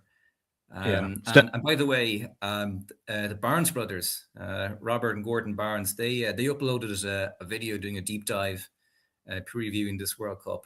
They reviewed basically every team, all 48 of them. Oh man, it's 24 hours. Like it ended up being a little bit short of 2 hours. Oh wow! But the breadth of knowledge that they have is pretty astonishing. Like, dude, they love soccer. They love it. I'm curious, without saying Robert's picks and whatnot, I haven't looked at his picks he's given out for the World Cup yet. Just your general overview. Do you agree with most of them? He actually hasn't put out any official picks. Okay. The video is public. It's up on Rumble, so any of you can go and watch it. But from the general leans that he has, we're generally in agreement on Brazil, but for different reasons. Okay. We're in agreement of Mbappe being a risk factor for France and France to probably underperform. We're both kind of a little bit slightly skeptical of Spain. We're in disagreement about England. They think England are about valued right, but I've got big skepticism about England.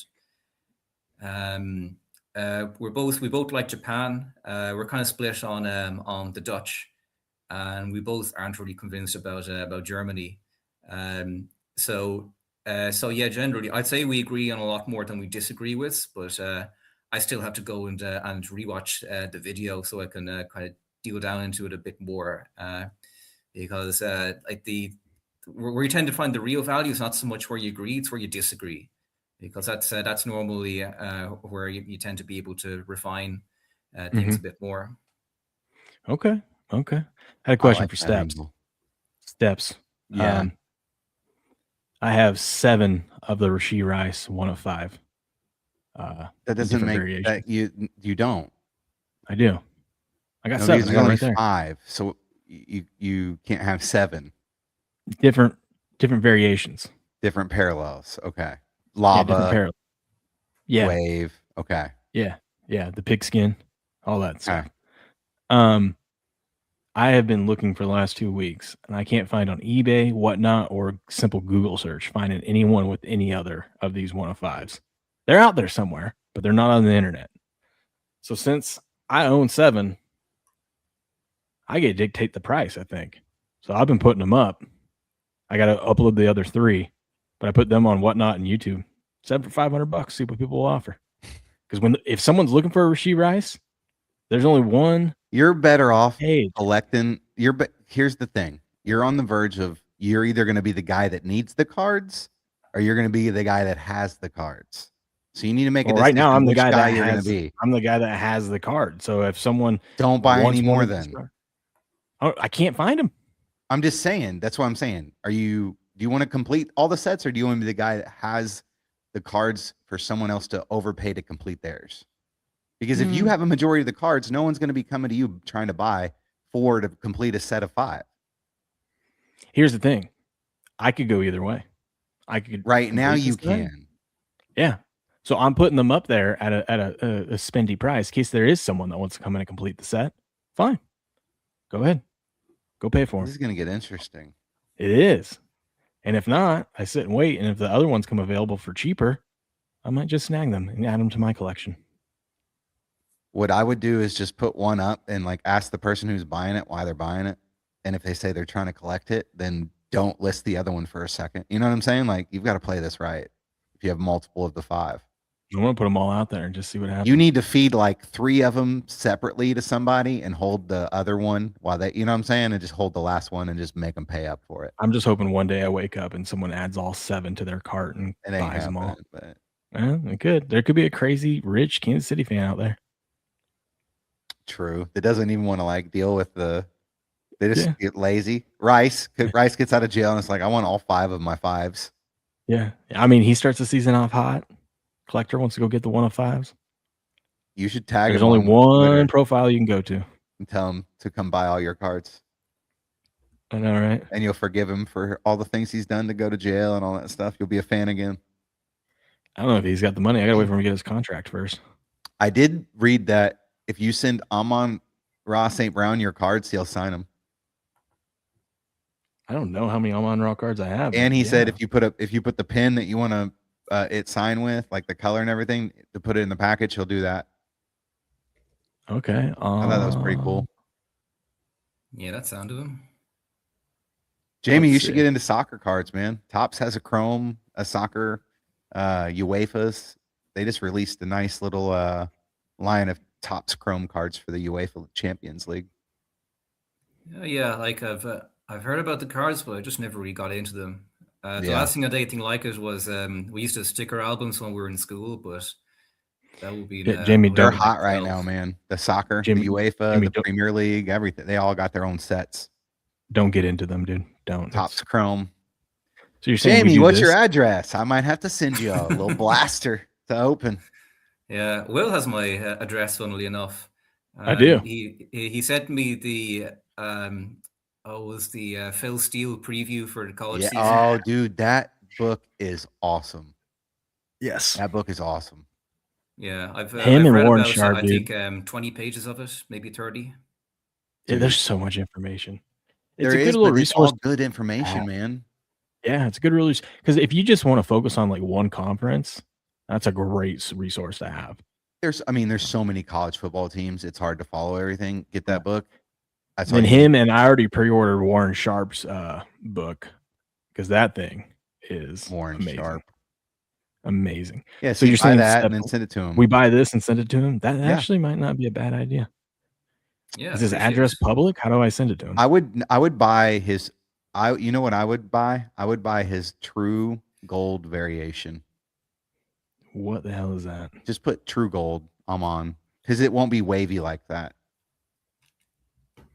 True Gold is Gold. just their Chrome base card with a gold border to 50, and it's image variation, so his helmet will be off, and then he can sign it. There's this one that's already signed, I mean, I can't see it. Yes, that's what you want. but it's already You signed. want the image variation with his helmet off. So this one. Yeah, you want that one. That's the one you want him to sign. All right. That's Give me his address. I'll send it to him. I would rather get that though on the blue to 150. Yeah. So it would color match and it'd be cheaper than 115. Maybe it might be the same price. Sorry, Jamie. I'd said in the chat earlier, Jamie is the chat during card talk. Like he just sits there and he can't have any input because we're the card people. They're not the card people, Will. Yeah, it just never really took off over here. Yeah. I think most of the people who would collect cards would be like, like teens, early 20s.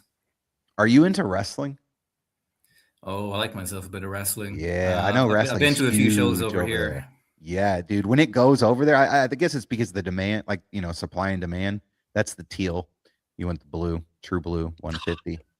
I guess that is the Lions colors, isn't it? Somewhat. $25, dude. I'd grab that and send him to sign it. There's the one you're talking about. But that's not the image variation. Damn it, I can't find it. No, but that would be sick. Anyway, unfortunately, I'm going to have to bounce. I've got a cat who wants to come back in. Uh-oh. And another cat who I'm probably going to take to the vet again. Oh, that's a bummer. So dude. USA to win the World Cup. Yeah, sure. Why not? You can always cash out when they get to the knockout. How far could they realistically advance if they make it to the 16th? So it's going to depend on who they come up against. But basically, what I'm seeing for the USA is they have a fair bit of clarity on who does what in the team. They got a lot of athletic ability, so they're probably not going to run out of juice. But my concern for them is when they come up against a big team that knows how to manage the pace of a game. That's probably where they'll come up short, like possibly going out on penalties.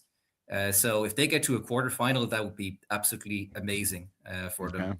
But I think like depending on who they play, then the last 32 or last 16 would be where I'll be looking to cash out. So we could possibly get some value on maybe them to advance in the first round of the group or the 16 stage. There might be some good value there based on who they're playing. Yes, yeah, exactly. If they're coming up against a team that isn't really experienced or is a little bit more emotionally volatile, then they have a pretty decent chance of going against them, especially if they win the group. But when they come up against, if they come up against a team like Spain or Croatia years ago, but Croatia are very old now. But basically, teams that are very good at managing the pace of the game. A team like France, that's where they might be a little bit more vulnerable. You know what's great about this time too is like we're almost at the 4th of July. So if you go to Walmart right now, they have got a bunch of crazy USA stuff for sale, like crazy big old hats. I mean, us Americans, we go over the top for everything. So I'm thinking about going and buying a bunch of just crazy 4th of July stuff to have ready for when USA plays. You need a tank top, some swim trunks. Oh, tank top, the big old hat. Little beard koozie. Right. Jamie, it was good having you, man. It was, buddy. Yeah, Put that cat in, man. Yeah, cheers. Anyway, pleasure to be on. Anytime you want to come on, anytime you want to come on when this thing gets kicked off, let me know. You're welcome to come on. We can talk about it. Yeah, sounds like a plan. All right, buddy. You have a good one, and I hope your cat gets better. Yeah, hopefully so. Like he showed, it's just he's a little bit difficult, but we'll get through it. I mean, what pussy isn't difficult, you know? Not if you're me. Anyway, I'll catch you guys real soon. All right, buddy. Have a good one. Oh, Steps, what do you think of this? I think this is sick. What? Pulling it up right now. The camo. I wish I've been so trying to get you to shift your focus of kicker cards to the vintage ones. The Aubrey's good. Don't get me wrong. Cool card. But how many Vinatieri cards have you bought? None. How many have I bought you? Like 3. He's the greatest of all time. And you're collecting kicker cards. And you I should probably start looking. Dude, I look more than you do. He has some of the sickest kicker cards because listen, he was getting numbered cards when kicker cards, like, they still aren't cool, sorry, but they're cool to me. I like them because you're collecting them and I'm interested in them and I like what I found, like that 6 slot that I'm sending you of like the best kickers of all time. They're all old ass cards, dude, that people still have, and I think they're cool. And I think during that era, you didn't get a lot of numbered cards. So like when you get a numbered kicker card, like a Vinatieri from like the early 2000s, I think that's cool. No, you're right. I just think because they don't really have any value to them, and so I'm more interested in these cards, hoping that they'll have value later on. Probably won't. They'll probably be just like the old cards. But you're right. I should throw a Vinatieri card to resell it one day. Maybe one day. No, that's your kicker. That's true. Maybe I'll start looking at those. Maybe. Okay. You listen. I want you to look and send me your 3 favorite because you're gonna find some bangers. There's a one that was like on a white pinnacle, and the autograph's at the bottom, and it's in blue, and it's perfect, and it's only like $40. I bought these 2 while you guys were talking. Did you get the Frozen yet? It's on its way. I want to see that. I bought these 2 while you guys were talking. What? Aubrey on the pigskin and Aubrey of 150 Blue Wave. I don't have those. Fucking spending your money on Aubrey and not Vinatieri is a sin. $10. $10. It's a sin. I don't care. I'm adding to my collection, dude. I'm done buying kicker cards for you until you No, buy keep a buying them. card. I'll buy one. I'll get one. I sent you a punter's card. We got to get those started. Those are probably way more rare than kicker cards. But I found one in the dollar box. Do you know what else you should start collecting? Just people with cool names. Like Dicker the Kicker? Yeah, just like their real name, but it's just a crazy name. There's got to be some from over the years, that are cool names. I mean, I got some. Where's that at? I got number 13 of 25.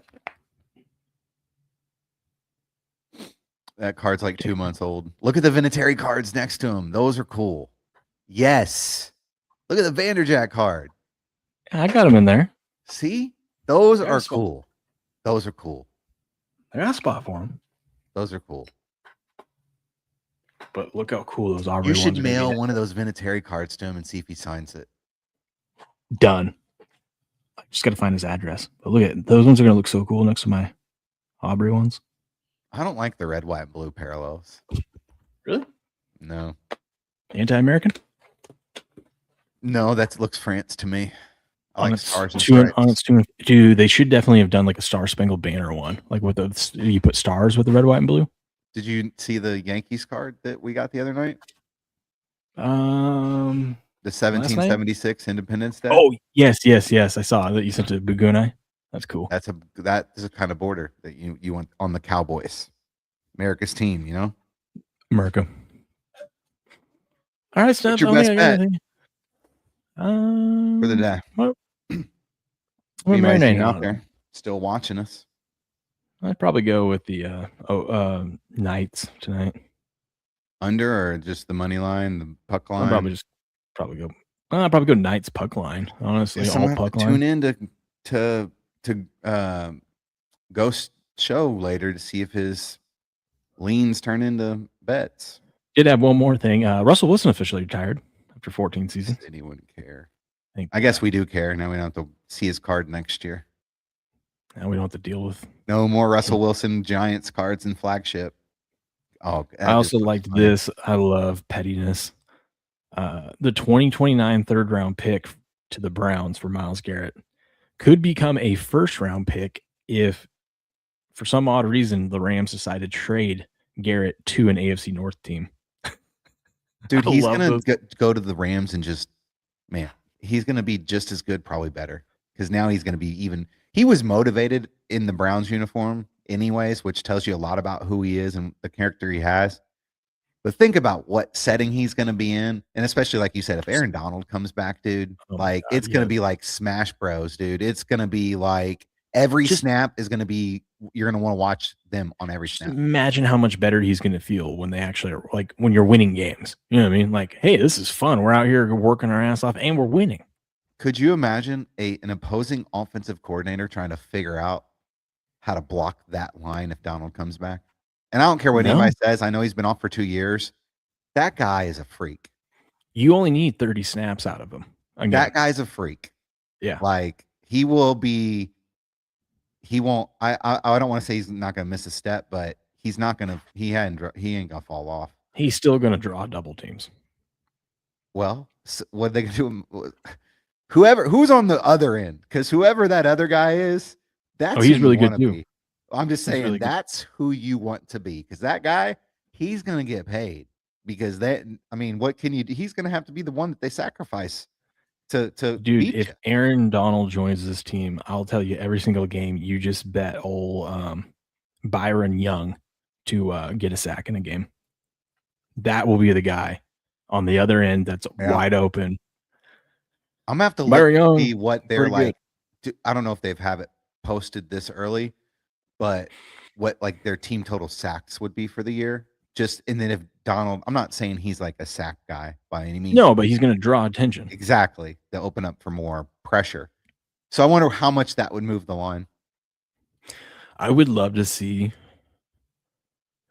if, say, Aaron Donald went on that team, what a Bill Belichick strategy would be. for blocking those 15 years ago, Bill, because well, yeah, prime Bill. Like Bill, like what would his scheme be to block those guys? Bill's got blinders on right now. Jordan's just consumed all of his mind. And he's old. I know. Sad. Poor guy. Anyways, it's gonna do it for us today, folks. Good gambling. Oh, we got to raid Crick real quick. If he's still, I bet you Crick ain't even live still. He's already probably breaking. No, he said he had to go somewhere. Here you go. We don't need you to be on the course, best angles to make money, man. That's all I'm trying to do. I'm telling you right Grass now, is really good at this. I'm telling you right now, it ain't a bad thing. He's good at what? I talked to my boys about it. I think like, y'all know 2 I weeks in a started row, real he's young. hit Made my those first bet when I was 12 years top old, 20 all that comebacks. stuff, man. And so like, I talked to my boys about it. and He's like those junior, man. A couple that are more interested than others. But I tell you what, there won't never be a game on the TV now. My boys walk in the room and they Those say, two guys, Dad, it might be cliche, but their whole branding and angle should be old school. Because that's what they are. It kind of is. The way they do their stream, it kind of is. But they're just two old school bettors, man. They're not degenerates. They're dudes who like still bet the same way they bet 30 years ago when they were. They need a fancy dealing hat with and a the corn. bookie. They need a fancy hat and a corn cob pipe. Yeah, dude. They need to hold a newspaper in their hand and smack it. Yeah. You see this? And they give out the rotation number. You see 198? You get 198, the -1.5. You take that. Smack it. Yes. Oh, man. All right, we'll catch you guys tomorrow bright and early for a Feel Good Friday and Game 2 NBA Finals preview. But until then, good luck, good gambling, and game on.